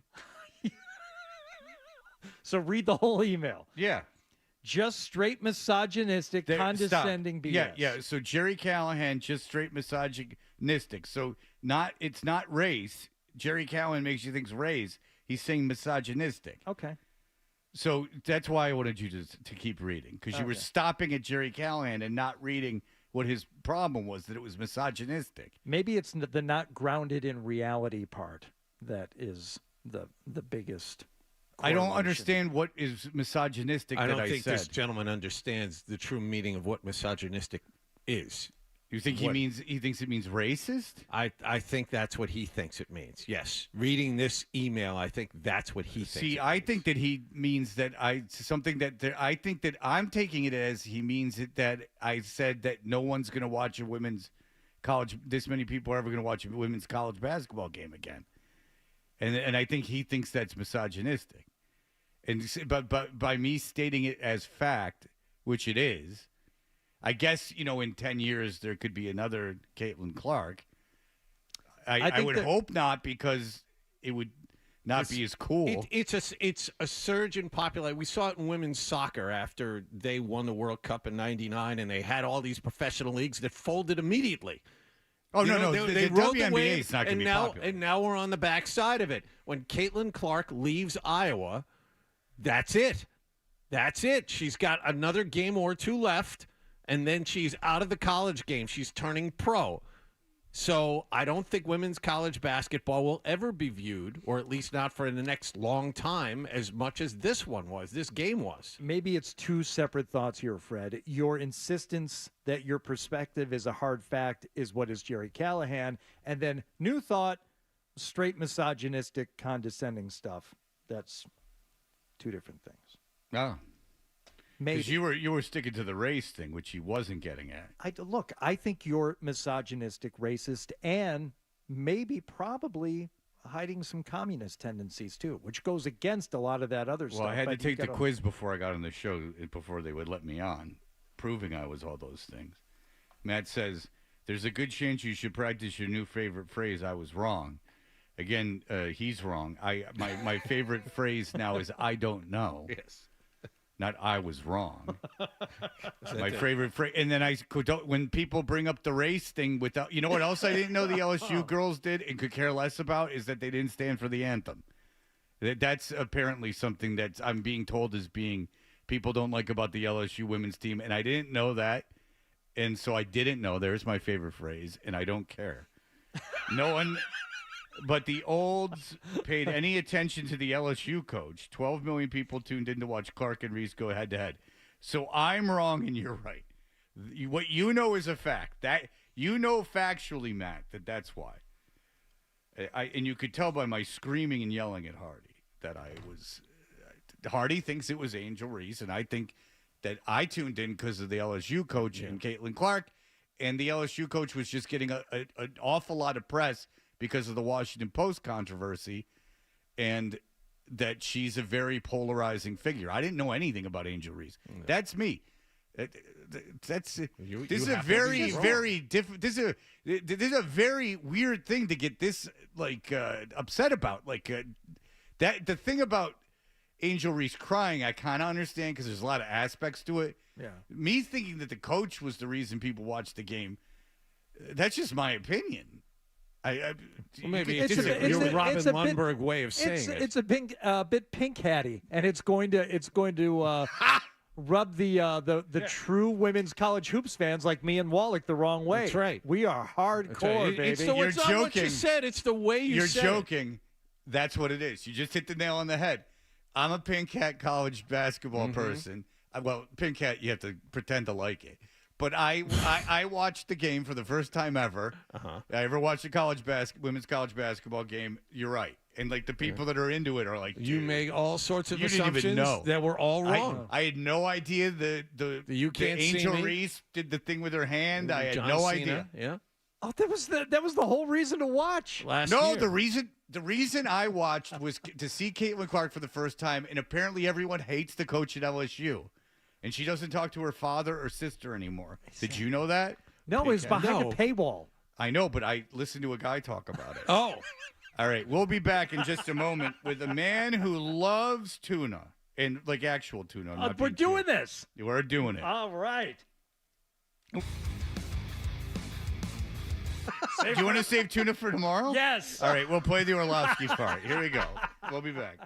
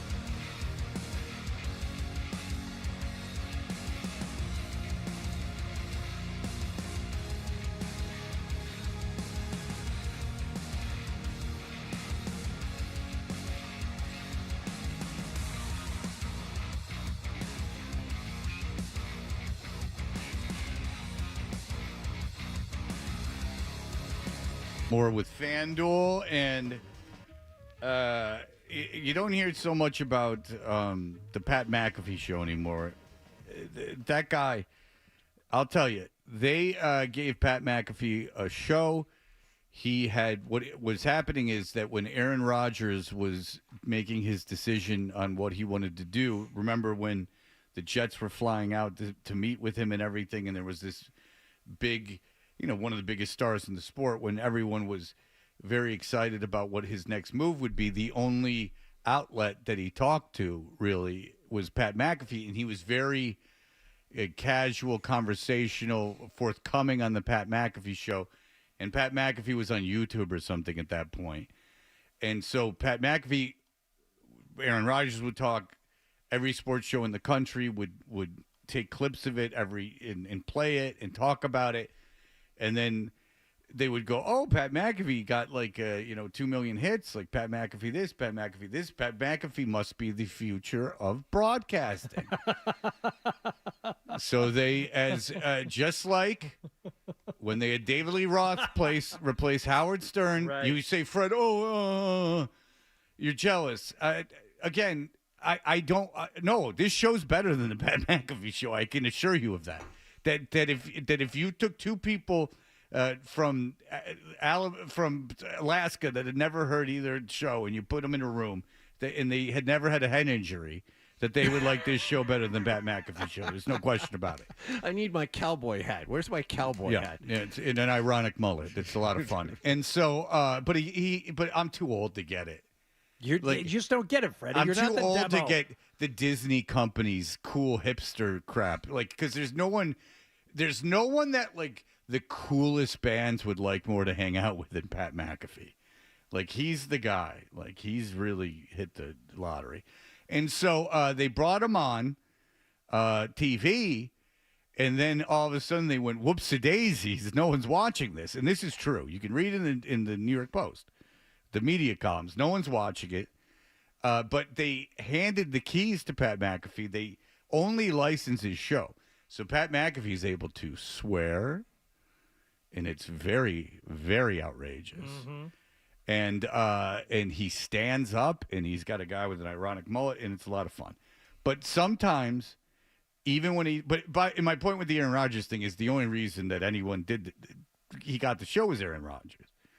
Then these idiots that run these networks who are morons, they're all morons for the most part. The very high up people are morons. And that's why when you get a good one that takes chances, like Mark Hannon locally, mm-hmm. Hannon and Thomas, when they took chances, they made the Sports Hub, they had unconventional shows, that's when you reap the rewards, baby. Not when you make terrible mistakes. I mean, CBS Radio hired David Lee Roth to replace Stern all across the East. Little markets like New York, Boston, Philadelphia. Tiny ones. So, but every now and again, Pat McAfee gets a gift. He did, and in this case, it was with another frequent guest, Dan Orlovsky. And I love the draft more than anything, but I only can take so much of between the three quarterbacks, what they're going to do. And it's, I understand talking about it, and we will talk about it again, but I do listen to it when it's being discussed. I'm not saying I'm above it in any way.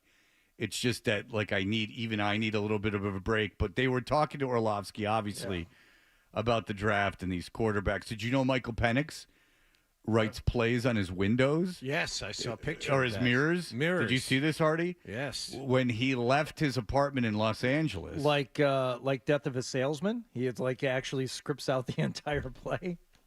I didn't know that. Is that what happened? You said he writes plays on his windows. Oh, yeah. Well, football plays. Oh, well, that's not interesting. Oh, I thought you meant that Death of a Salesman was written on a mirror, the guy was in a big coke habit. What did I miss?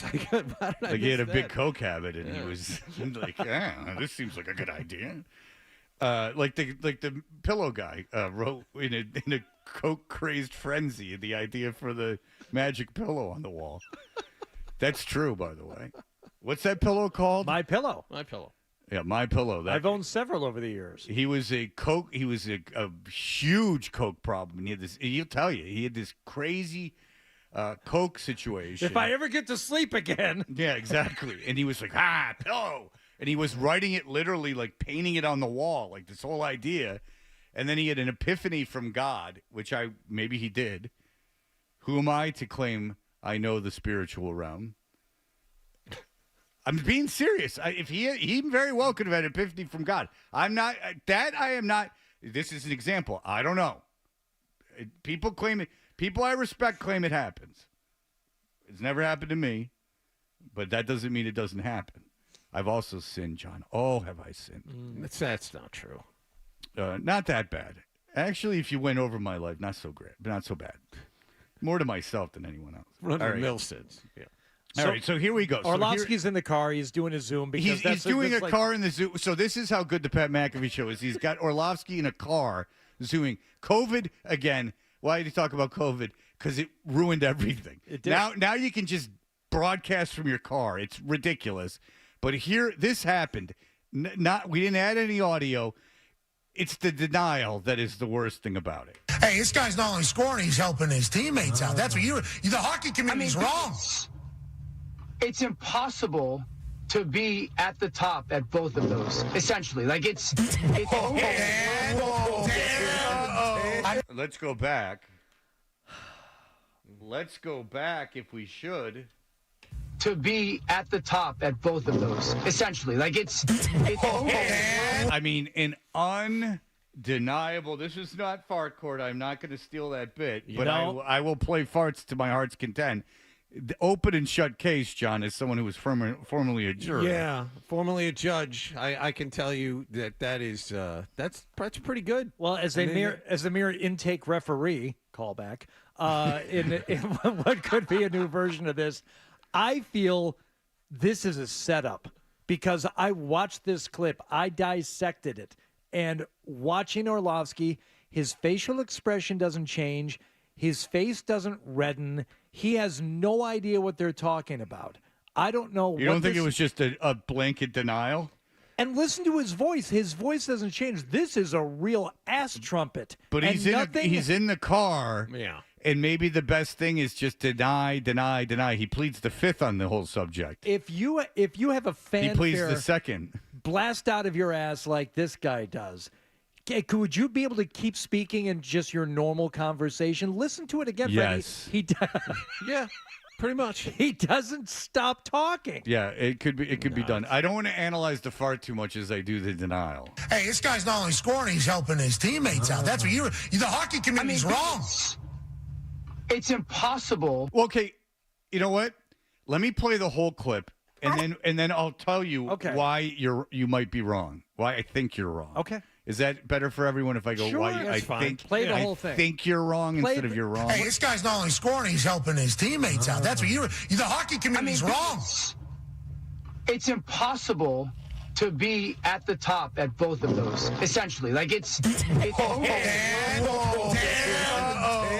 farting Dan Orlovsky situation just took place. Danny Dumps. You just farted into the Danny Dumps. What do you mean?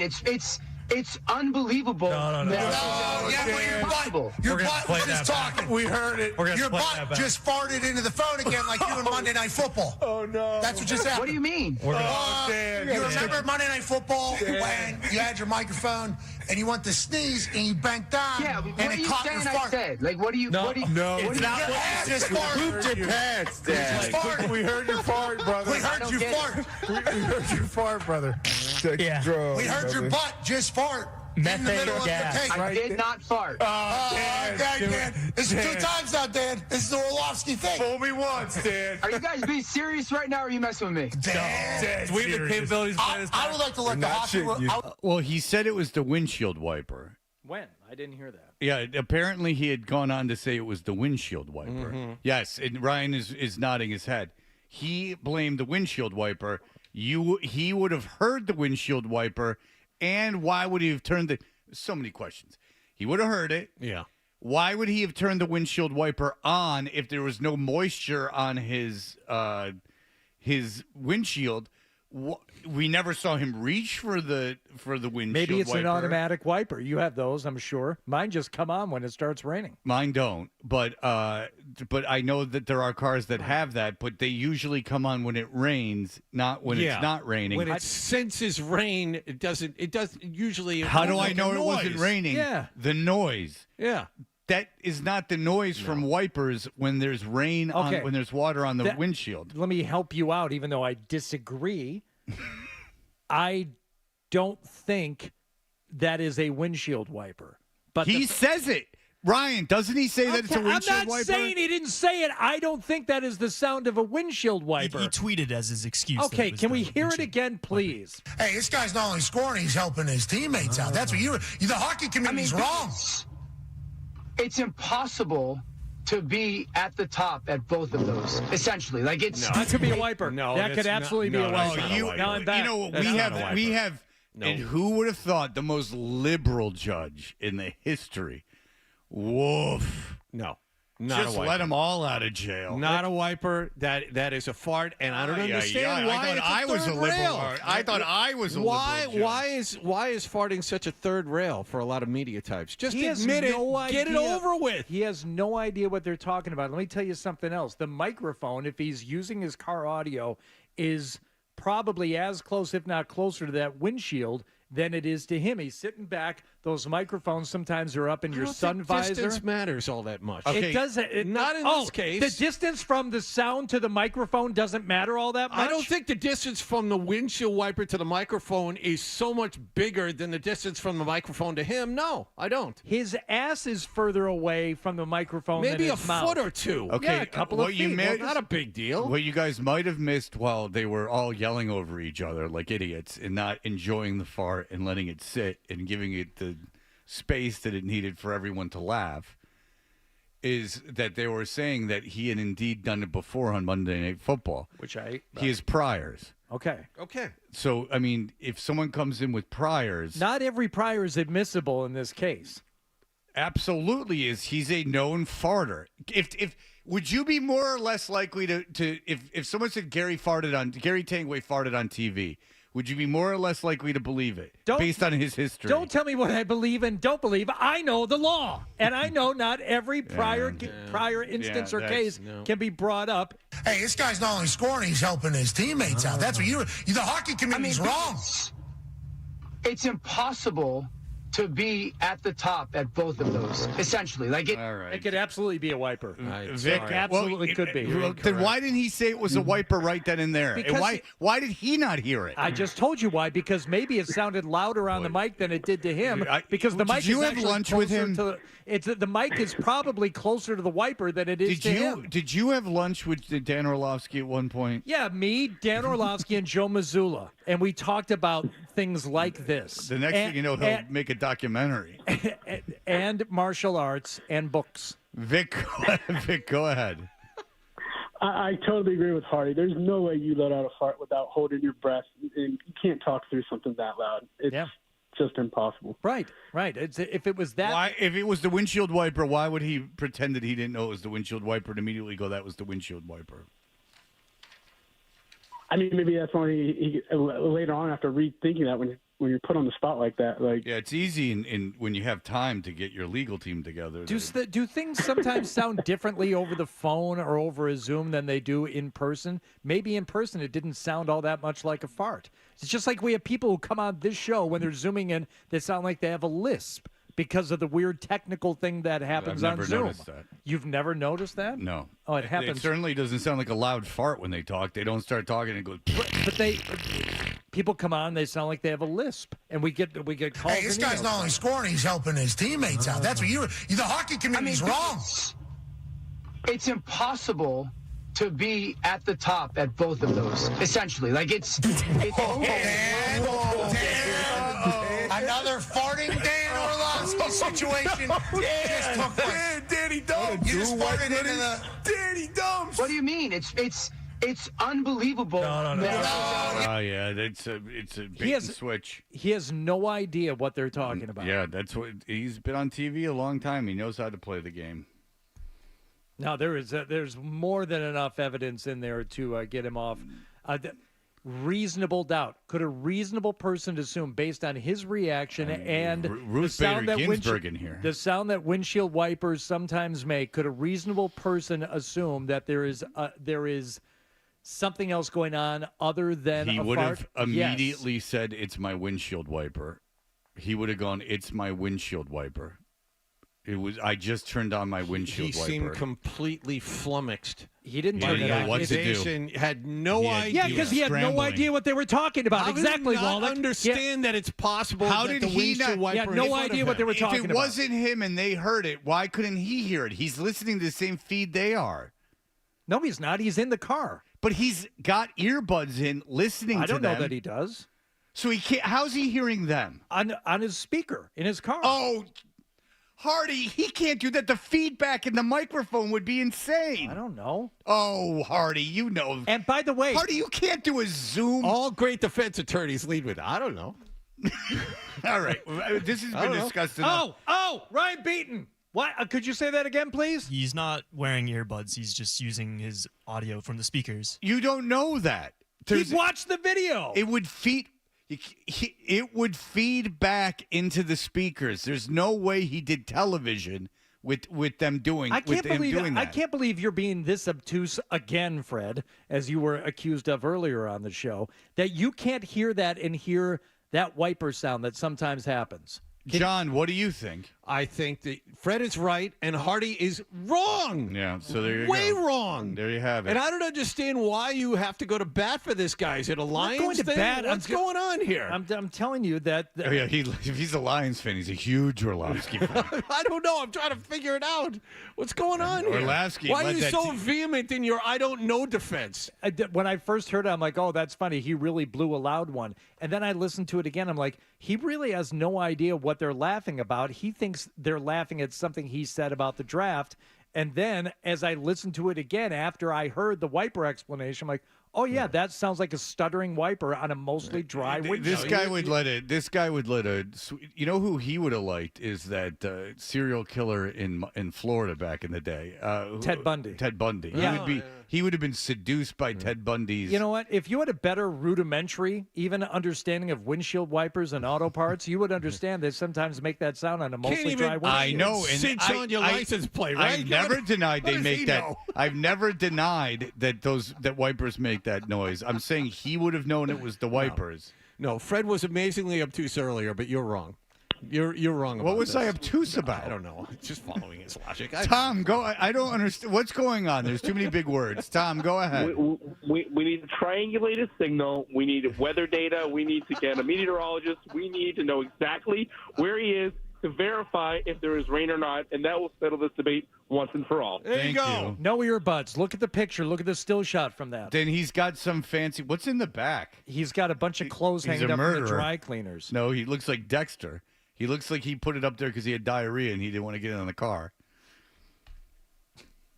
He's got something in his ears. You can't see it probably. Miracle ears? I don't know. Does he have a Mr. Microphone that he's putting in through the thing? I mean, come on. We've all gone nuts so crazy. I don't know. Every time I present you with another piece of evidence, you just dismiss it. Oh, he's got something. Can you see it? No, but there's something. No, there's really not anything. Well, the evidence is he farted, and you're doing everything. No, in your that's power not to get rid of evidence. it. There's a sound. You denied the windshield wiper defense, and then it turned out that it was true. The evidence is the sound. Which he said was the windshield wipers, which he would have known.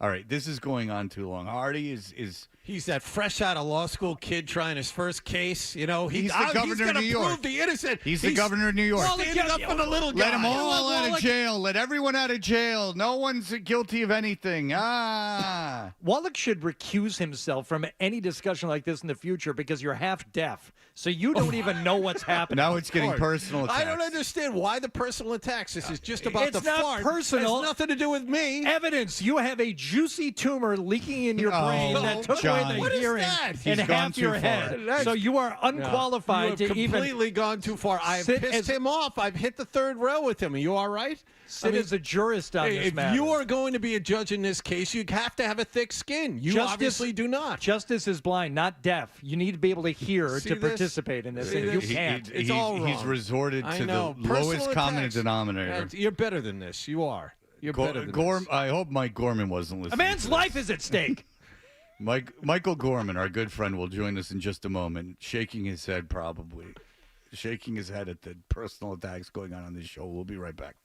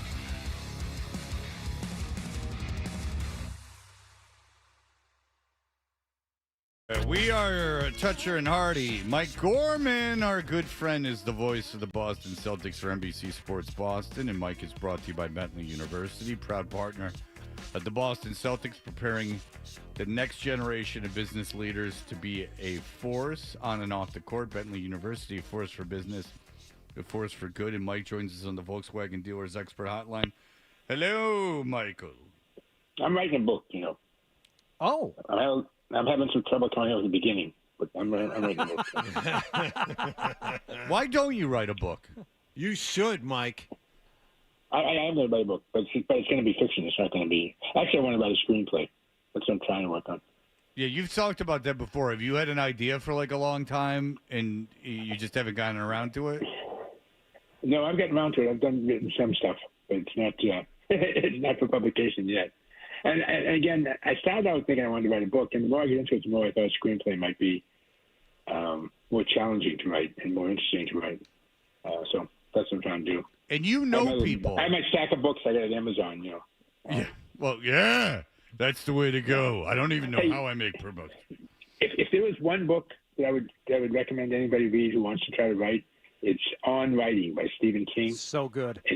And I know. The first thought was like, get out of here. And it's one of the best books I've ever read on the subject. You know what I love? And basically, get the tape, don't get the book, because he reads it himself. Yeah, the thing that I'd never really thought about, Mike, when I was reading that book is Stephen King and how he dislikes adverbs. And it's something you never think about, but it's like, you know, when he's reading a book and he says, you know, someone writes like, somebody ran up the stairs quickly. It's like, why don't you just use a better verb? Why don't you say he leapt up the stairs? Yeah. It's better. Yeah. It's more concise. Yeah. And I never thought about it until I read that book. It's really good, though.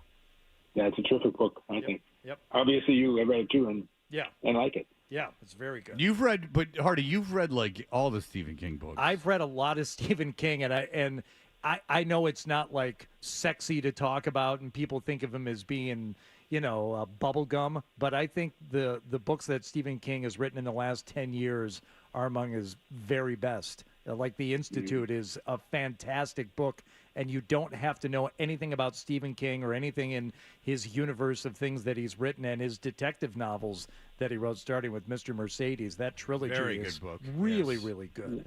Yeah. What's the one where the guy goes back in time and tries to stop the Kennedy assassination? 11/22/63. Another great. Yeah, book. and that's about how long it is too, isn't it? But 11/22. That's right. If you find a Stephen King book, what do they average? 400 pages? 450? Probably 450. How long is the Green Mile? What is that? I read that as the way it was meant to be read in serial form. I would, get another, 2-chapter copy like once a month when he was putting them out. But, yeah. When was this? The 20s? This was like back when the Esquire used to publish fiction. 1997. He released The Green Mile as a serial. He released tiny paperbacks. That's actually impressive that you did that. Yeah, it was fun. That you knew that was going on. Am I the only Lee Childs fan in the room? No. I've read a lot of Lee Childs. Yeah, books. John's a huge Lee Childs fan. I couldn't. Yeah. His love stuff seems like he's never had sex. That's just what that bothers me. That's true, but he writes action better than anybody else, and that Reacher series on Amazon Prime is really good. It is good. I agree with you. And it's the first, I think he's written 19 Reacher novels now, but the first 5 or 6 are really good. They're really. I would recommend those if you haven't read. Give them a chance. No, I have the first one. And just to throw this in here, and then there's a point to. I'm not just trying to say I saw it, but there's a point to this. So there's a documentary out. I just watched it because it was just on. I had some time to kill, and it was just on Hulu. But it's about Kurt Vonnegut. So Kurt Vonnegut, blah blah blah. But the interesting thing about it, right? So Vonnegut's unknown. He writes these books. Then Slaughterhouse-5 comes out. It becomes this sensation. Everyone loves it. Da-da-da-da-da. He writes his follow-up books, and then there's this big wave for about 10 years about how he's a horrible writer. Slaughterhouse-5 is a piece of crap. He it's the reason they teach it in high school is because it's elementary. It goes from he's this hero doing these talk shows to he's this piece of crap. And then after that 10 years, he starts getting invited to colleges, and everyone decides he's a genius again. So that's just all the point I wanted to make. Is like that's just on a whim. People turn on you, and then they for 10 years this guy had to sit there with everyone telling him how much he sucked, and then all of a sudden the people, and I guess what happened is the people in the '60s that grew up with that book, became older and became the teachers and went, no, we like it. We're going to teach it to new people. And so like the wave became, but people couldn't be happier. They were like every time he came up with a new book, they would go, this sucks. And it makes me think that everything else he does sucks and it all sucks. And it's very interesting. So I just thought that was interesting. Was there waves? I know I'm the oldest guy in the room here. I know that. And if you didn't read him in the 60s, then you just weren't with it. Yeah, I mean, he came out at the perfect time when everyone was upset about Vietnam and everything else. Yeah. Yeah, interesting. I thought that was interesting. Well, Mike Gorman, what else is interesting is so Sunday, April 14th, the TD Garden, Celtics final regular season game, Mike Gorman night. Afternoon, but yes, you're right. Yeah. My bad. Mike Gorman afternoon. Noon, it is, yeah. Yeah, it is. That's very nice what they're planning on doing. Yeah, this is a big deal. Now, what do you know? Do you know anything? Anything that, and if you do know, can you tell? Nothing. I'd tell you if I knew, because that would piss them off. But great. But I'm not going to. No, I don't know anything. I really don't. I know this. Obviously, it's happening, and I've been told to invite some friends, which I've done. But that's all I know.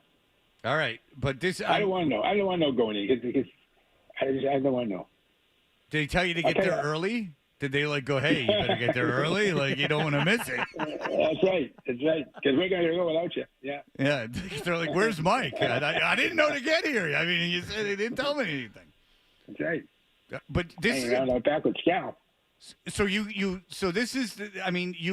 host the St. Patrick's Day parade along with John F. Kennedy. You follow in the Kennedy's footsteps, and now you have your own night, your own day. Afternoon. My bad again. The sun will be out when Mike Gorman is honored. And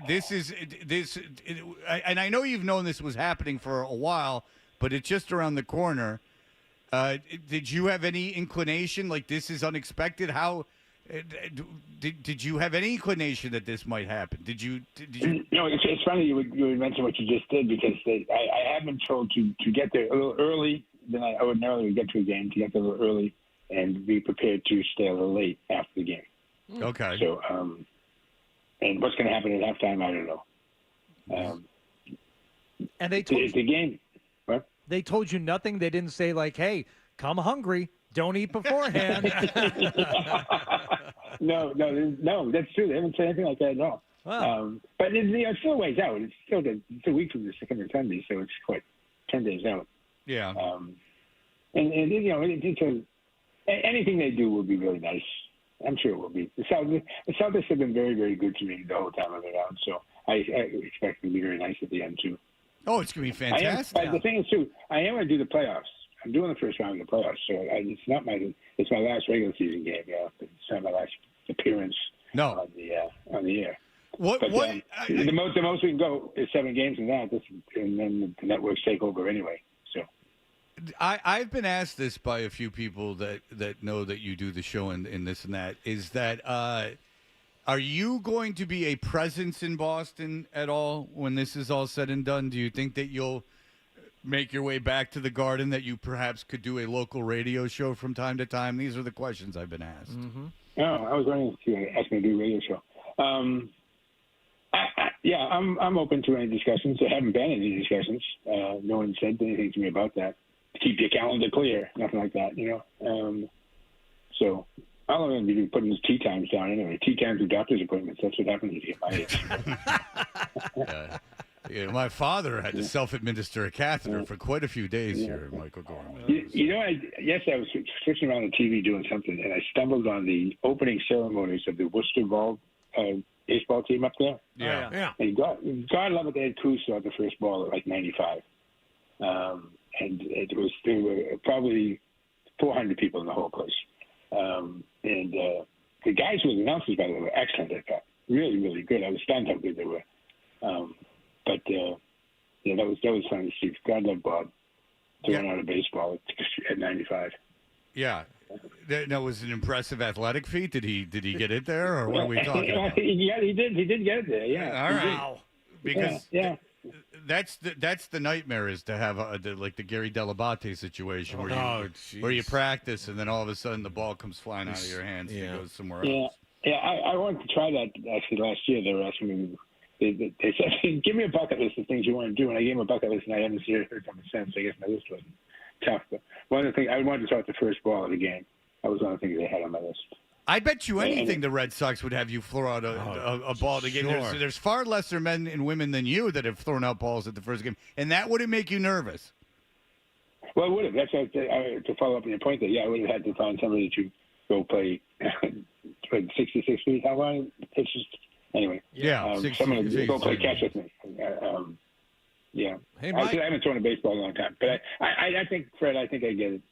I'd throw it. Maybe knee-high fastball outside corner. You know, Mike, the Red Sox are home during that weekend, next weekend. Well, he's going to be busy with his own day at the Garden. He can't be spreading himself too thin.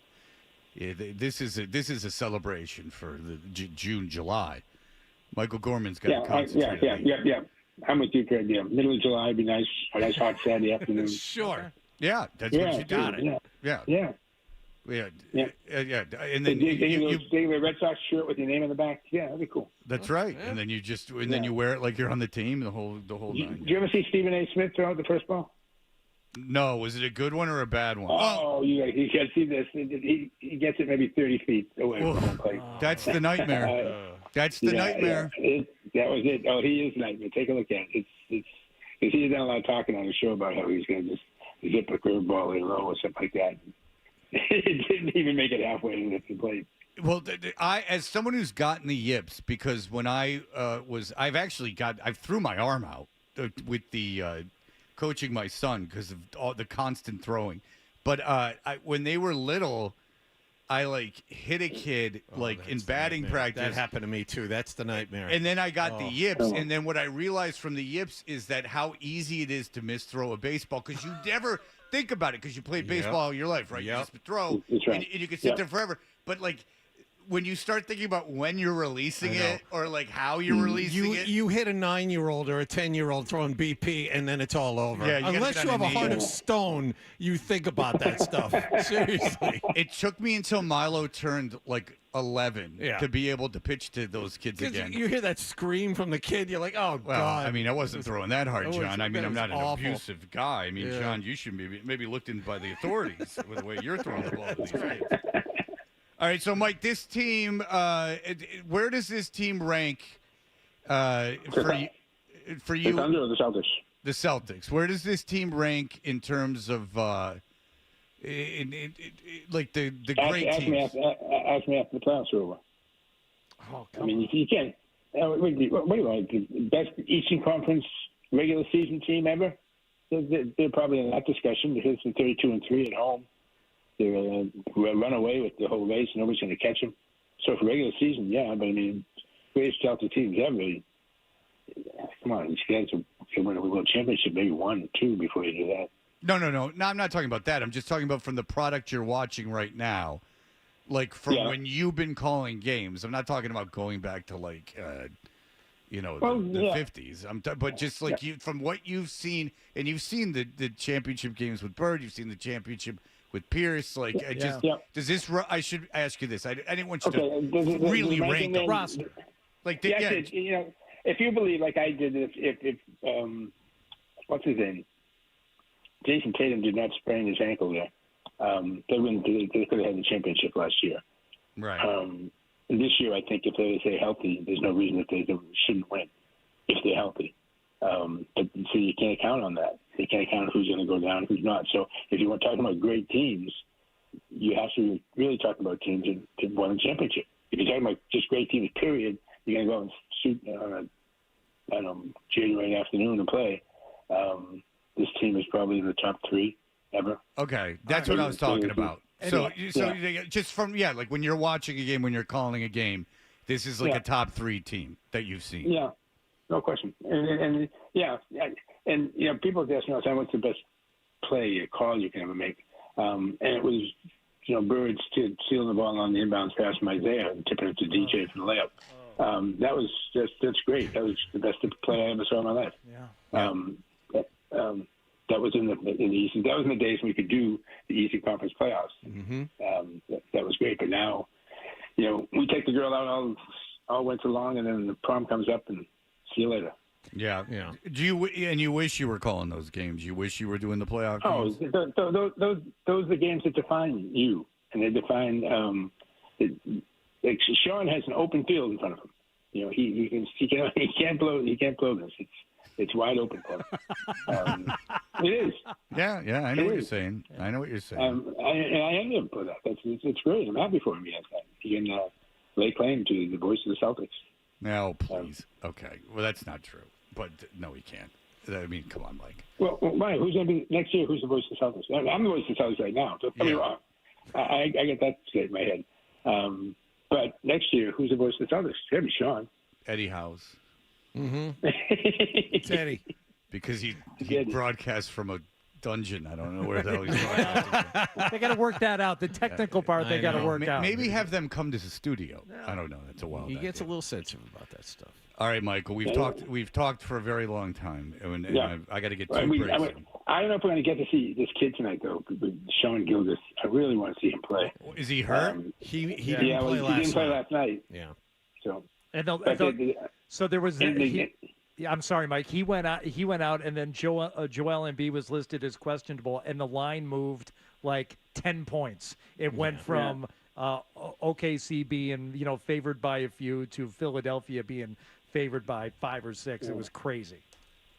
Yeah, that's going to make for some very interesting matchups, and because Philly's going to figure come in down low, and then they're going to get interesting matchups in the first round.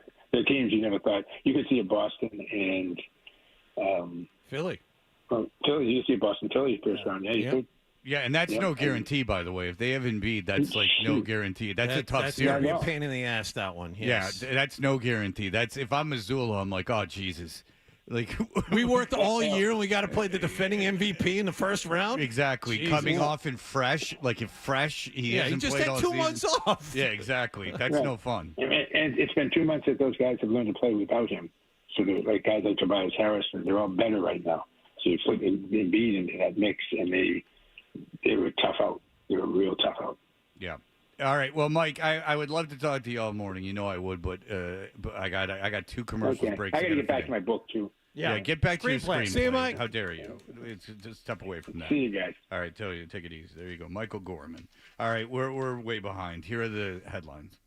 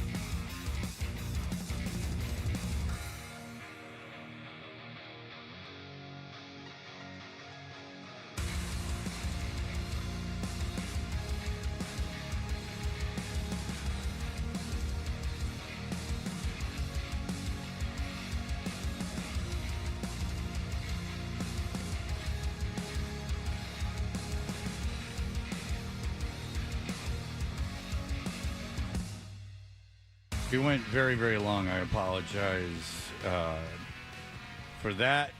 So there is not a lot of time to talk here. Ian Eagle, who has done a masterful job calling the NCAA tournament, will be calling the Final Four in the final game for CBS Sports.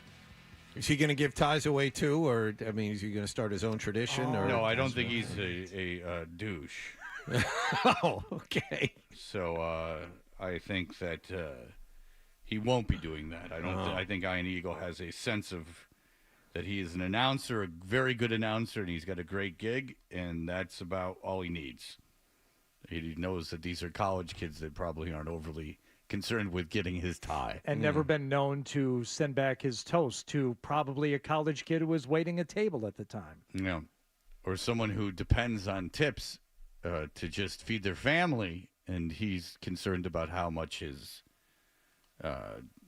toast is. I'll tell you this, has anyone gotten more out of a former role recently than Shooter McGavin? Oh, jeez.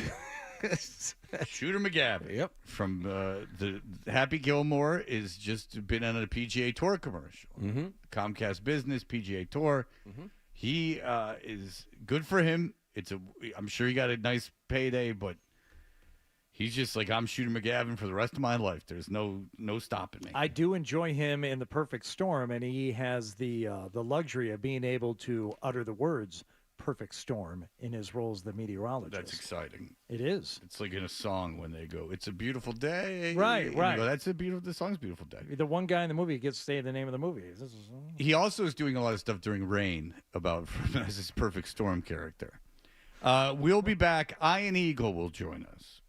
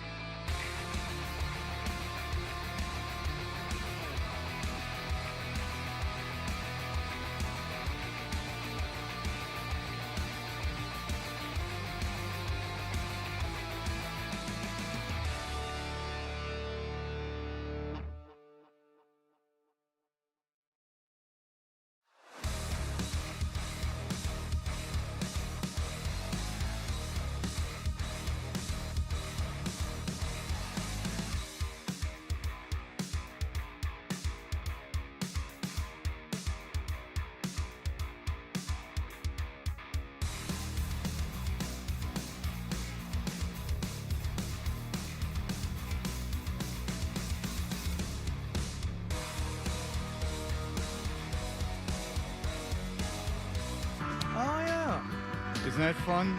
I think Brian's paying attention back there. Yeah. Thanks, Beaton. Ian Eagle is a play-by-play announcer.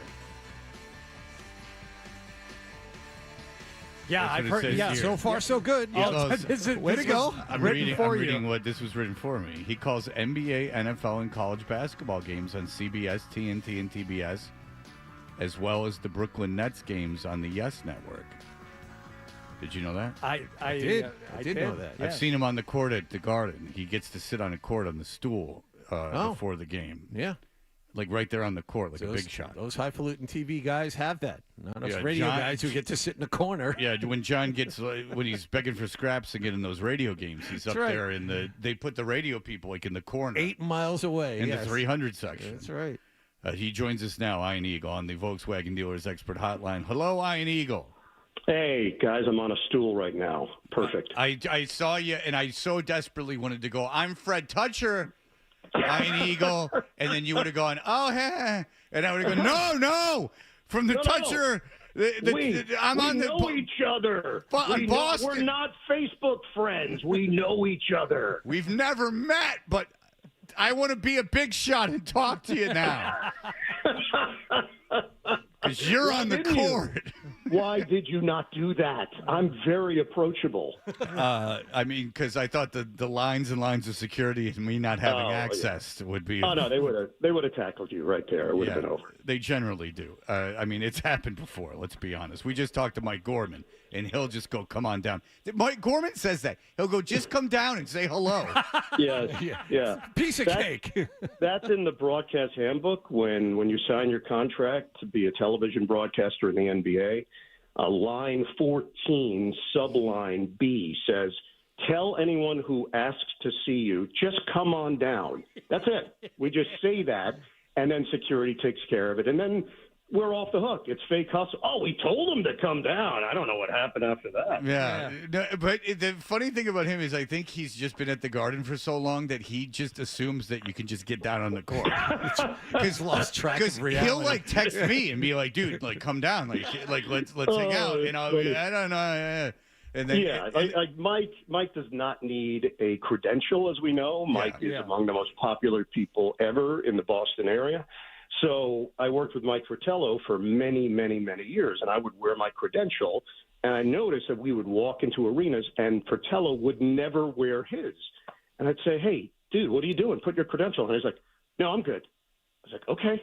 He tested it every arena in America. Like he wanted them to say, "Sir, excuse me, sir," and he would just keep walking. And let me tell you, the guy never got stopped. He just walked as if he belonged there. I respect it. Oh, no, you didn't. You thought that was annoying. Sounds like someone else we work with.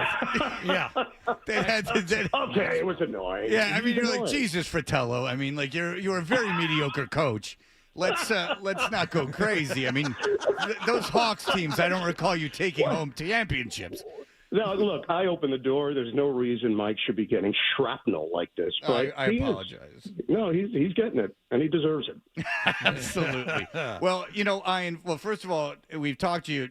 We talked to you during football season, and we knew you were doing the tournament. You've obviously been excellent. Everyone is a fan of yours. I believe it's never sounded better. How about that? I'll let you off the hook.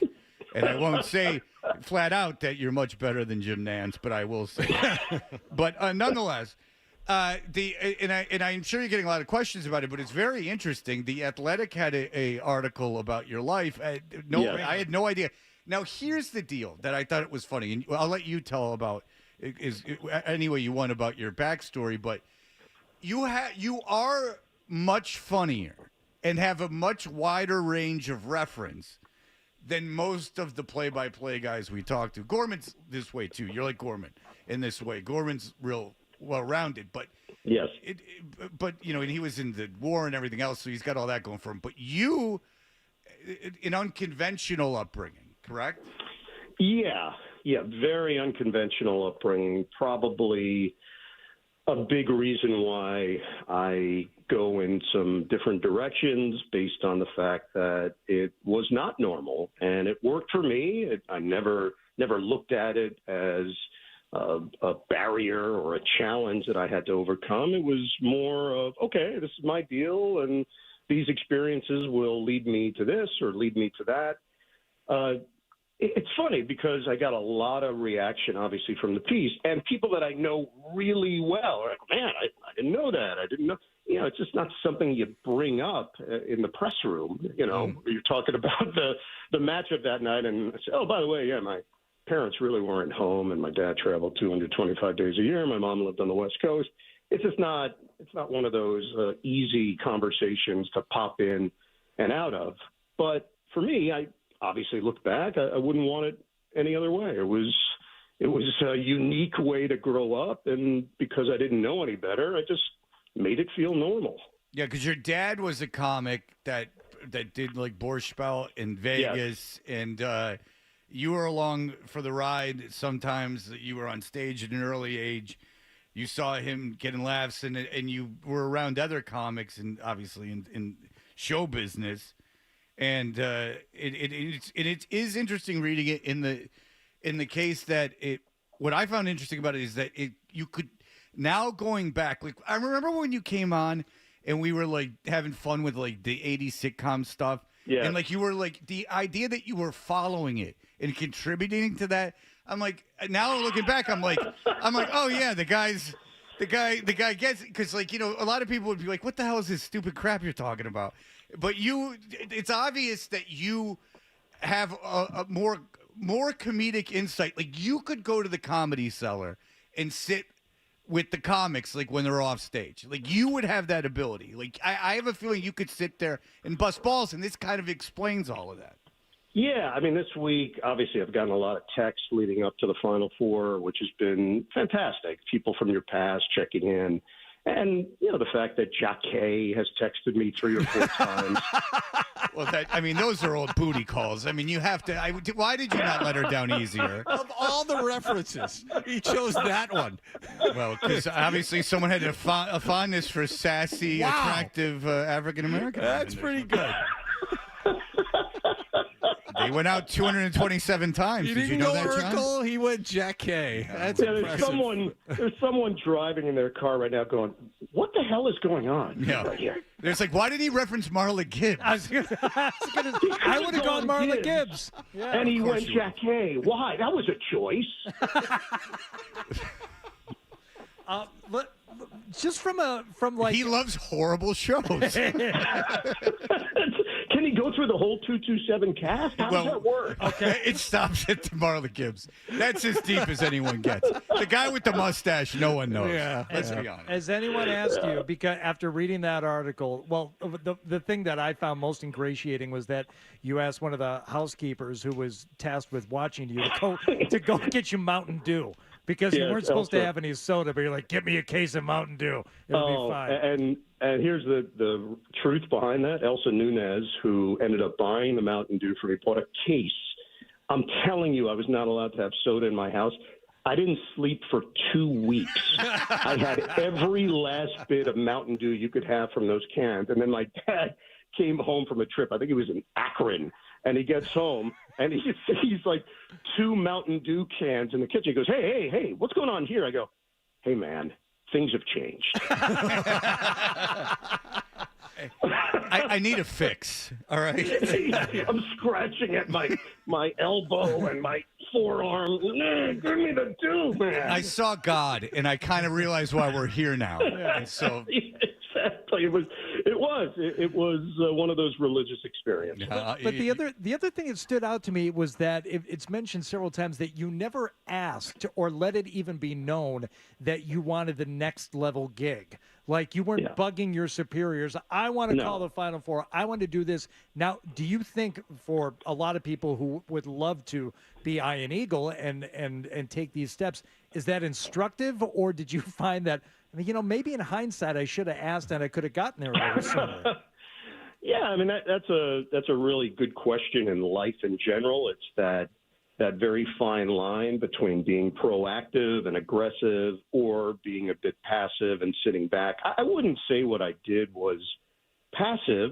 I just did my job, and I was trying to do my job well. And in the process of that, it took a number of years maybe for people to recognize that, oh, wow, this guy could do it. He could go to that level and that stage, and America would be okay with it, and his partners would be okay with it. I just didn't get caught up in the politics of it. I didn't see how that was going to be productive. I try to limit the drama in my life on a personal level. I made a conscious effort, and maybe because my childhood was so dramatic, I went the other way and said, hey, I gotta take a different approach here.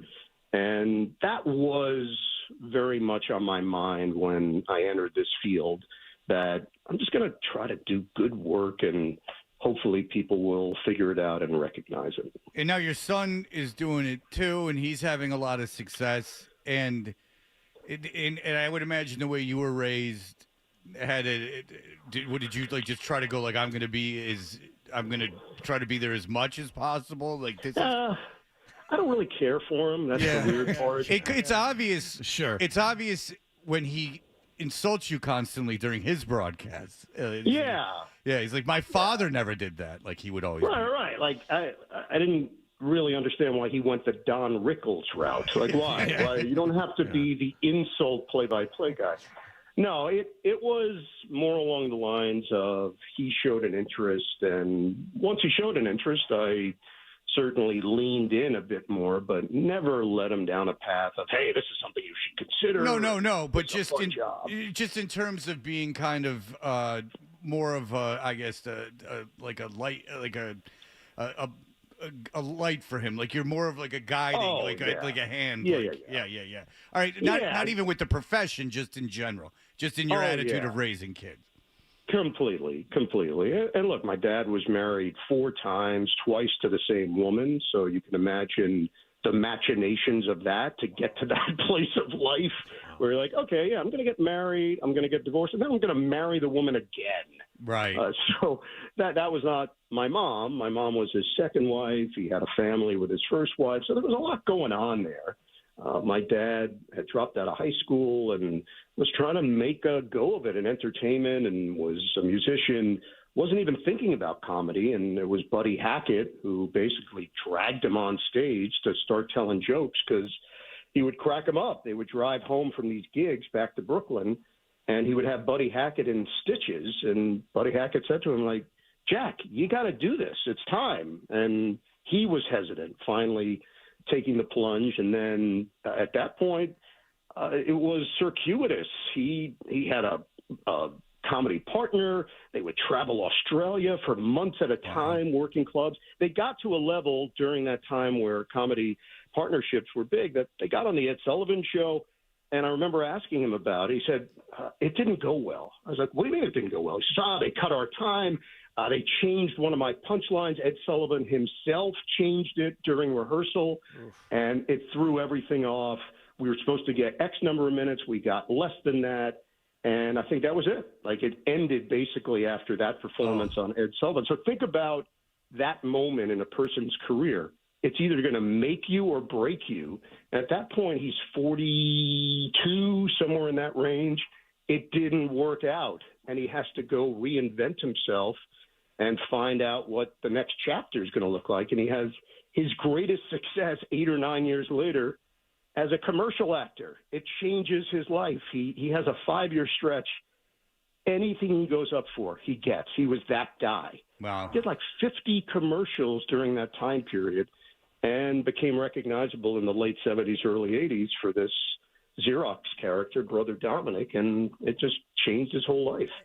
And what a different time. I mean, he went around the country as a hired spokesperson, as a just monk, portraying that character. There was Xerox would just have him show up at, corporate events, which I don't know that would happen now. Well, no. And also, I went a few times and watched him in action. It took all of his skills, all of these skills that he acquired over the years, being a great people person, being very funny, and also being empathetic. Like, he could find the person that needed it in the room, a room of 500 people, 700 people, and get to that person, which would shift the entire dynamic of that situation.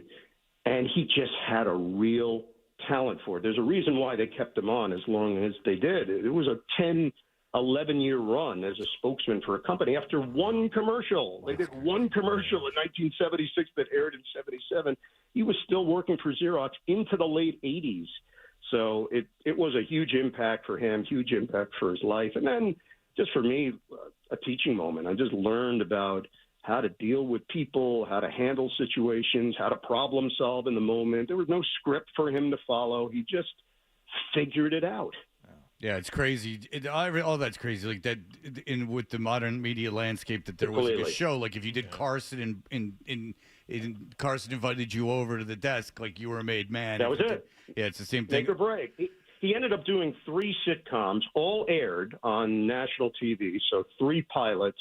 None of them got picked up. If any of them get picked up, life changes immediately. We moved to L.A. I'm not a New York guy. I'm an L.A. guy. This is when I was 9 years old, 10 years old. And one was with McLean Stevenson. The other was with Lorenzo Music, who was the voice of Carlton the Doorman in Rhoda. These were real shows. They all were on network television, half-hour sitcom. All of them aired once, and how they determine whether or not an audience would like them is the great mysteries of life. And nobody picked him up. That was it. He went back to doing the commercials, back to doing stand-up, and then the Xerox thing hit, and his life altered and went in a different direction. All right, Ian, we'll ask you about the tournament in that, when you do Nets games and you do football games, especially the National Football games, you have a week to prepare. You fly in early, I'd imagine. You meet with the teams. I don't know exactly how it works. Yes. No, you got it. Yeah, all right. And so now you're doing, multiple games with teams that you probably, to be honest, hadn't been overly familiar with some of these teams throughout the course of the season with your own work. The challenge with that, how does that work during a broadcast when you're doing multiple games, multiple teams you're not that familiar with? Yeah, that first day, that 4 games in one day, that's the most challenging day of the year, I think, for any broadcaster, because not only is it just a test of your stamina and your brain, you're right. You parachute in, you're talking about teams that you've never seen or heard of. We had Stetson in the opening round against UConn. And I told the production team, hey, we got a bunch of Stetson stuff. Get it in the first 6 minutes, because this thing could be a 35-point game in the second half. And that's what it was. UConn blew them out. You don't want to start telling Stetson stories with the team down by 30. So it's just having a plan and going in with a philosophy on how you want to handle it. As the rounds continue and you narrow down the field, in my case, I've had all 4 of these teams in the Final Four. I've had them during the season, and I'm very familiar with the 4 programs, with the 4 coaches. So the way things happen to develop, it certainly benefited me as a play-by-play guy. Now, you still do your prep. You still pour through your notes. You still try to find some morsel of information that hasn't been talked about, or something that's a little different than what's been covered. But ultimately, we're doing the game. If you get a really good game, there's not a whole lot you have to do other than put a period on things and try to complement the moment. If you get a blowout, that's a different story, and you got to be able to take it in different directions. So we'll go in with the mentality like I would for any game, of ready to call the game, and if we have to adjust and make some alterations based on the score, we'll do it. Ian, you've done thousands of basketball games, thousands of games across a lot of different sports, but this is a different kind of gig. Is this weekend a little bit different for you than anything else you've done? It wasn't until you asked that question. Yeah, John, you put a lot of. You would think as a guy who did. John does play-by-play for Bryant basketball, so he can kind of feel the way that exactly this is right for you. That's right. I'm sure he's petrified. Same thing. He has the pressure of these games. That's right. So he knows how you feel right now. Yes, completely. Hey, my across the street neighbor's son played lacrosse at Bryant. Very familiar. There you go. With the Bryant See, sure you are. Yeah. Right, well, that means 100%. Yeah. I mean, that means. No, to answer your question, obviously it's going to be a little different driving up that day for the Final Four games, walking into the stadium. But I think once you put the headset on, once they tip it off, you go into muscle memory. You do the game. And that's how I've tried to focus in on it. I'm doing something I've done literally, as you said, thousands of times. And for me, it's interesting. Everybody views it differently. I end up doing about 100 basketball games a year between NBA and college. And for me, it helps. I just feel like I can get into a rhythm. I can go to those places that I'm very comfortable going to while doing games because I get a lot of reps. I'm doing a net game tonight. I'm doing Nets and Indiana Pacers tonight and then leaving for Phoenix tomorrow morning. And that doesn't feel abnormal to me. I know a couple of people, when I mentioned I was doing the game, really? The week of the Final Four? Yeah, it's a game. I'm going to go do the game. I'm going to come home.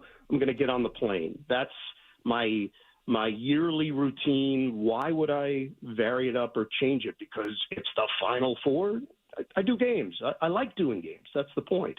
All right. Well, Iron Eagle, what an interesting story, and we're all big fans, and you've been doing a great job, and can't wait to watch you this weekend and Monday night. We appreciate the time as always. And I'm just going to tell people, you can watch Iron Eagle call these games if you were planning on watching the Final Four of the finals. Right. I can direct you to Iron Eagle. All right. Well, Iron Eagle, thank you so much for the time, sir. We appreciate it. Appreciate it.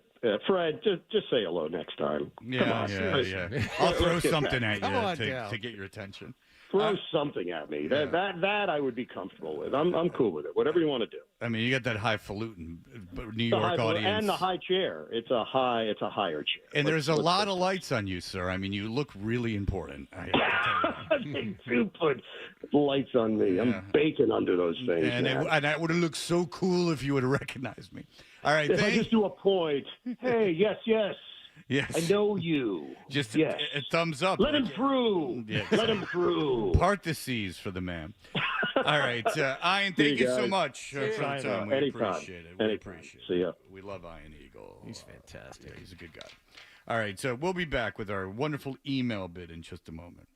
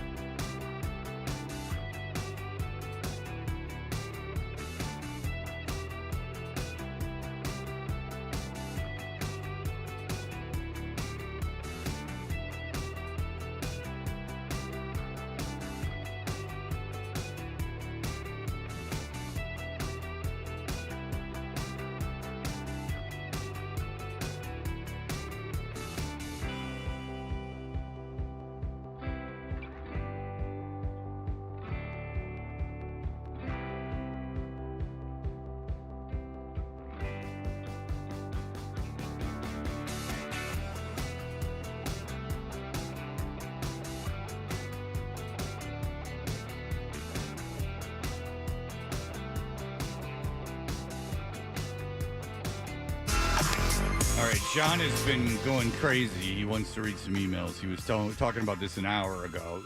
So go ahead. All right, this one is sent to us by a guy who calls himself Disco D. He's from New Hampshire. He calls himself Disco D. He says flatulence at that volume and power would be painful. Yet, Dan Orlovsky seems cheerful in his demeanor at the moment in question. Also, clearly zero muffling happening, yet he is sitting on cloth seats while wearing pants. Yeah, he's sitting on cloth seats because he's driving a rental. He's Adam 12. Yep.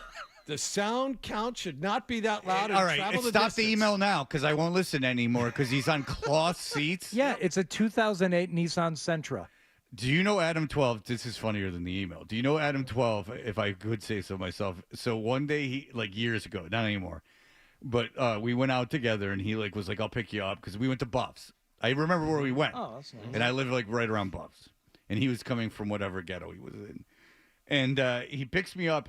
And he's in a car, Hardy, that does not have power windows, rolling windows. I remember this car of his. And this isn't like a 60, like a 79 Camaro, right? Like this is it's not like a Roadrunner. This is a current sedan. Yeah. And like a Buick.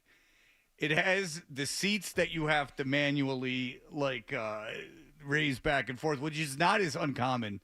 But he didn't have power windows. He had bought a car that I didn't know they made, just a stock, Ford Focus. He had just bought the stock Ford Focus with nothing. Well, he was spending his money on snowshoes and special hiking socks and walking staffs, things like that for his hikes around Walden Pond. Yeah, it's a dedicated. Do you ever see the people street. with the walking staffs and you go, why are you walking on the road? More than ever, now people are just driving in the wrong lane. They just half their cars just coming at you, and but the walking in the road, I really don't understand. Running, I guess, but walking, no. Go ahead.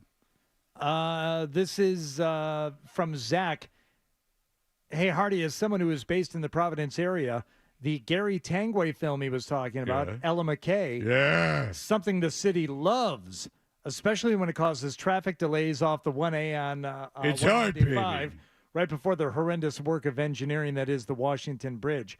But I happened to watch some of the filming one day, and it does look awesome. In fact, Tanguay was in the scene I saw being filmed. He was walking out of a motel all disheveled and covered in lipstick around the neck, carrying a suitcase with papers flying all around. He was trying to pull up his trousers at the same time as Women of the Night came out. They weren't filming. You just caught me coming out of a motel. They all did not look satisfied, which I assume adds to the dramatic tension of this James L. Brooks film. I hope this has been a good inside scoop. Yeah, they were filming. Yeah, that was a movie. I was holding a video camera, but it was a film. Yeah.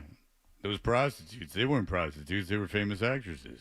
So Tanguay was on with us earlier. He was doing a James L. Brooks film in Providence, and he was in a van with Albert Brooks and Jamie Lee Curtis. See, I was more excited about Albert Brooks than I can see that. Curtis. We have, because today we had Mike Gorman, Ian Eagle, Gary Tanguay. Yep. I mean, it's like a Mount Rushmore of Mount Rushmores. Of Mount Rushmores.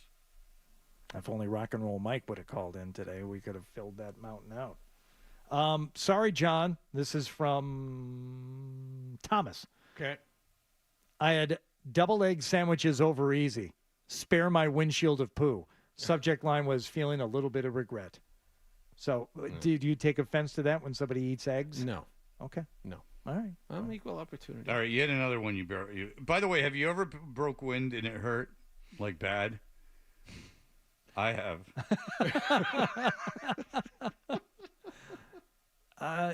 In what way? How does it hurt? In your stomach or in where it's coming out? Exit port. No, I don't think so. The force of it is such. Oh, wow. And I am so I'm so virginal down there that sure. it's, I understand. It's a whole right. scene. John, go ahead. You can read the other one. This from Filthy Degenerate. Can we just applaud Hardy for a 10 out of 10 line? You have a juicy tumor leaking into your ear. I almost crashed. Hardy, you sweet bitch. I'm so glad you got the gig. Oh, well. Thank you. Thank your tumor. I thought it was over the line, quite frankly. Yeah, the tumor's not there anymore, Hardy. Had you been paying attention? John and I were talking about it, and we're crafting. Save all your texts for him so you can pull him out in a meeting. Joe, good morning. Seriously, save all your texts and then show them to the boss. Then have, her talk for you. Remember back to school when Thornton Mellon, Rodney Dangerfield, had Kurt Vonnegut write his report on Kurt Vonnegut for him, and he got an F, and Vonnegut showed up at the dorm, and Rodney dropped an F-bomb on him on the phone. That's in the documentary. That was when everyone hated Vonnegut, like around that time, and that was and Vonnegut loved, apparently, that he was so recognized for that film, because he lived in New York for like many years, and like people would come up to him from the film. And he actually really enjoyed that. He's apparently a funny guy. Those were the two things I knew of Kurt Vonnegut: Back to School, and the fact that in the original Footloose, I never saw the remake, Slaughterhouse-Five was one of the banned books in the town that Ren McCormick moved to. He was in Dresden. He was in that in World War II, and it affected him greatly. And Slaughterhouse-Five is about, he was a prisoner in a slaughterhouse in like room 5 or something when they bombed Dresden. And when they bombed Dresden, they went, "Oh my God, what's going on?" And the prisoners just walked out. And what had been a huge city, like a beautiful city, he said he'd only been in Indianapolis, and he in terms of big cities, and he said this was like the most beautiful city I'd ever seen. And he walked out because obviously everyone was dead that had been keeping them captive, and they all walked out. And it was just rubble. And they have video of, not video of him coming out, but video of Dresden. And he came out. They literally destroyed Dresden. It was just rubble. Oh. Can you imagine that? It's really apocalyptical. You're being held underground. You hear rumbling and bombing and all this stuff. You sit around. You open the door because it's open now, and you walk out, and the city that was there is now gone. It's very troubling. Between us, Laura Flynn Boyle in Back to School. Does that work for Hardy? Is she the love interest of the young Mellon? She's the tall, right? She's the tall woman? Yeah. Wait, Laura Flynn Boyle's not in Back to School. I take it all back. Forget it. I don't think she's in it. I don't know. I don't think she's in. No, I don't think she's in that either. Yeah, I don't think she's in it. No, I'm not a huge Laura Flynn Boyle person. Yeah. Too much attitude. I mean, it's just funny in Wayne's World. And finally, Running the Light is an outstanding book. Freddie T is right. I think you guys should finish Tanguay's book for him. Help him out with an ending in turn for an editing credit. We had an idea of writing stuff for Gary to read, like it's from his book, but then it would cheapen what he really writes. He writes plenty of sex stuff himself. I mean, the clip that we played was the guy going, and he had to reach for his shoes like he was taking a dump. That's the real line. He had to reach for his loafers like he was taking a dump. So, do we need any knowledge of what the story is about to write an ending for his book, or do you think we'd be better served by just writing an ending, having no idea what's happened in the plot beforehand? I just would like to see what he writes. I think that's what's interesting. I mean, I can just invent stuff on the air about what I think he said, but I don't need him to say it. What he says is funny. That's what's funny about it. We don't. I mean, I bought the book yesterday just to have it. I don't know how to get it to Mike, and it's probably too late now. But I mean, there's we've played it before. There's pretty heavy sex scenes in that stuff. I don't think we have to invent anything. By the way, this hour of Toucher and Hardy is brought to you by FanDuel Sportsbook. Make every moment more with FanDuel. We'll be right back with the stack. Sports Hub.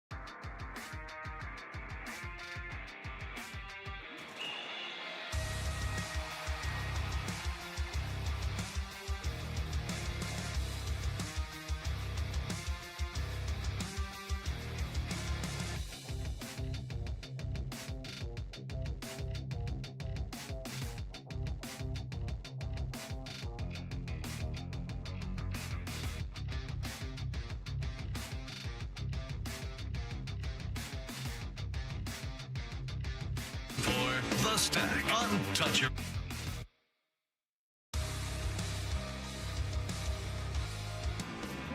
There is Kelly Ripa is laying on a table right now on the show she does with her husband, and her husband and this other woman are rubbing her bare feet, and there is not a chance in hell, not a chance in a million years. The camera is by Mark Consuela, her husband, who was wrestling yesterday. He's buff. Oh, that's right. With Oh, the he's in good guy. I shape. saw that. Yeah. And it's him and this other attractive woman, him and an attractive woman, rubbing Kelly Ripa's feet. The camera is right behind them, showing their faces and hands as they rub her feet, and she's laying prone on a table, her feet closest to the camera, her head the furthest away. There's no way that wasn't. I mean, just send it to Quentin Tarantino post haste. That's by design. That was to arouse foot fetishists. There's no doubt about it. Hardy pointed to it. And I mean, and my immediate thought was like, how many guys are just taking care of business right now to this? Yep. And they knew it. They knew it by doing it. That's just like if they had a topless lady on, like that gratuitous. That was a gratuitous foot. That was like a foot sex scene in a FFM one too. If you know what I. I know. I just. Yeah. Please, Do you? I understand. Yeah, because you can't just put threesome in, because then you could get all kinds of stuff you don't want to see. That's right. You got to put FFM. Understood. Unless you want MMF, or unless you want MMM. Who am I to judge? I'm just talking for my own thing. The Stack, by the way, is brought to you by Best Ford. Looking for great deals on a new Ford? Go to the Best First. That's Best Ford in Nashua. Head to thebestfordnh.com. This hour of Toucher and Hardy is brought to you by FanDuel Sportsbook. Make every moment more with FanDuel. I do want to take this call because it is common knowledge. Eddie, go ahead.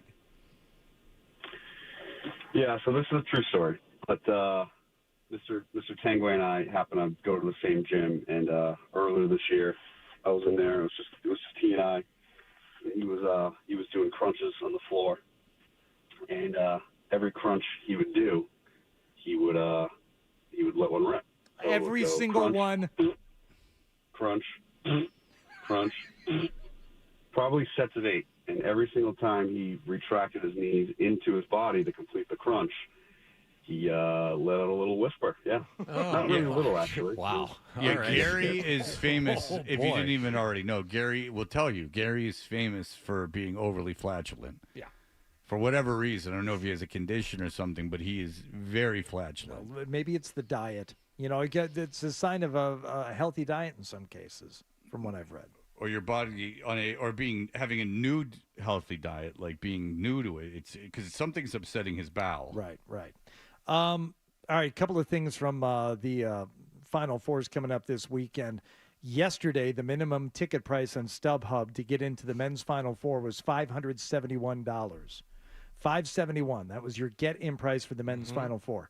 Women's Final Four, get-in price, $970.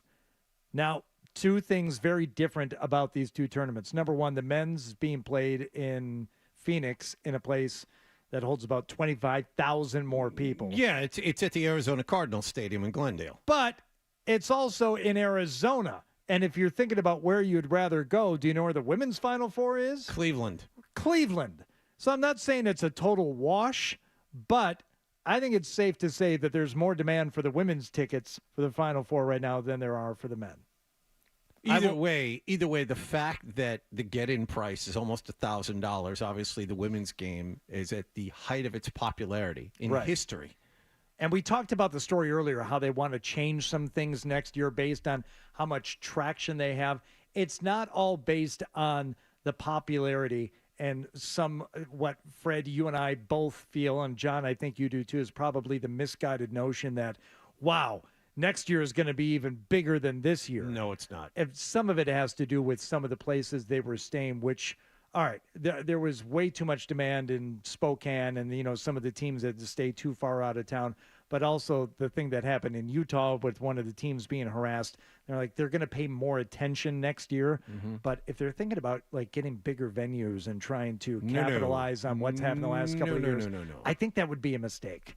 All right. It is. But this is, John already read this, but I saw it too. 12.3 million viewers. The Iowa LSU game had more viewers than any women's college basketball game ever. more viewers than the 2023 NBA Finals, 2023 World Series, 2023 Orange Bowl, 2023 Big Ten Championship, 2023 Cotton Bowl, 2023 Pac-12 Championship, 2023 Big 12 Championship, 2023 ACC Championship, 2023 Beach Bowl, Thursday Night Football, every 2023 college football regular season game except Ohio State and Michigan. And that doesn't surprise me at all. Nationally, on national sports talk radio, they were talking that game. They went live. I was listening to a channel that went live to her breaking the record. But I'll tell you this, and this is just me. Like the day after the LSU Iowa game, I was driving to work and I was listening to sports highlights, and they played the LSU Iowa highlights, and they talked about it, and then they moved on to the next game, Connecticut's game, and they played the highlights. I said, all right, and then they started talking about the game, and I turned the channel. Yeah. So I think that proves Hardy's point that people like me that watched that Iowa LSU game and came away very impressed with Caitlin Clark. Well, and that's have just no it. desire to watch it again. And is this mean something overall for women's sports? I don't know, but if you're asking me why I don't feel the same way about the women's national soccer team, okay, it's the product, and to me, it's not a great product to watch when the U.S. women's team would beat up on a small country and beat them 10-0 in a soccer game. I'm like, okay, that's just not a good sporting event to watch.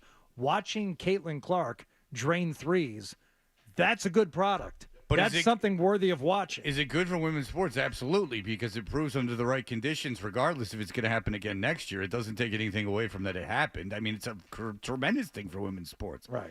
And it's got to be incredibly motivating. I have a daughter. And she doesn't play. She plays basketball. She's really good now. But I'm sure it's like for a lot of, and she couldn't care less about that game. But who she likes, Ice Spice. Mm-hmm. But the idea that many kids, people watched it. I'm sure it's inspiring the kids. But even beyond all that, like, oh, it's inspiring, and I wish I didn't even say that. The idea, the cold reality of it. 15.3 million people watched it. More than any college football game. Look, that means something. It means that it can happen. Yep. And once something can happen, it means it can happen again. Now, is it going to happen again next year? No. Why? Because Caitlin Clark, this girl from USC is supposed to be, this freshman is supposed to be like the next great person. But is she as good? Does she have the same style of game? She'd better be. That's the thing. The next wave of popularity will be when someone scores points like Caitlin Clark scores. And points. they can't be tall. Like it can't be Right. a Brittany Griner Right. or the lady that the crying lady. Like it can't be like that. What was her name? Angel Reese. Angel Reese. And the coach's name is that you were so enthralled with. Kim The Mulkey. reason- Come on, Kim Mulkey. Sassy McGee. Kim Mulkey is her name. Yes. All I know is that 61. She looks mean. She does look mean, and she turned her back. She won't talk to her father. She doesn't. I'm sure he's not alive anymore, but she won't talk to her sister. Ever see how nice she is with her little granddaughters when they're walking in the arena and stuff? Yeah, it's all just I crap. think she has a switch. She has a switch. It's like a psychopathic switch. She's a sociopath. Hi, Scott. Hi. Good to see you. Oh, jeez, John. Thank you. What'd I do? Nothing. I think That's he was just just me being greeting you. friendly. No, that was Scott. condescending. Hi, Scott. Yeah, he's got something going on today. He's molting, as Hardy said. It's that it time is of year. It's that time of year. Yeah, Dude, that's not two robins going at it in our tree. Don't get my him all God, jealous. Now he's going to start rubbing, and What's going on? now he's going to fly into the window. All right, very good. Bye, Scott. We John. heard Iron Eagle was on, and he got very I excited. love Ian. Yeah. You ever hear his kid do games? Yeah. Sounds just like him. It's creepy. Yeah, well, but That dude, that dude does everything. You know how much money he must make? Yeah. Seriously.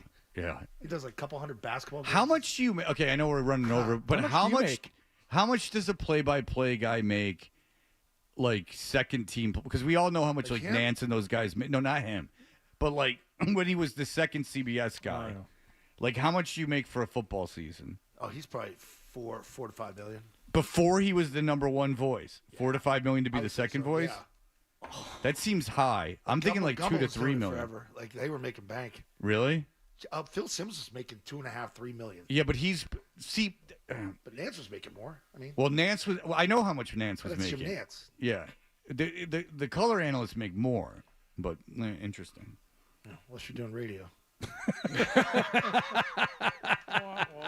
But you get But I've been there with you. I mean, as soon as you get into that booth, the whole crowd is. I do all right. There's Scott, and there are no perks that come from doing it. Scott is it's hurting for endorsements and public appearances. Right. Very much. Yeah. Get him at the next card show. Mm-hmm. They sell his jersey at the this pro shop. TPG Hotels and Resorts. That's the next big one, buddy. He's like a fancy Joe Murray. All right, very good.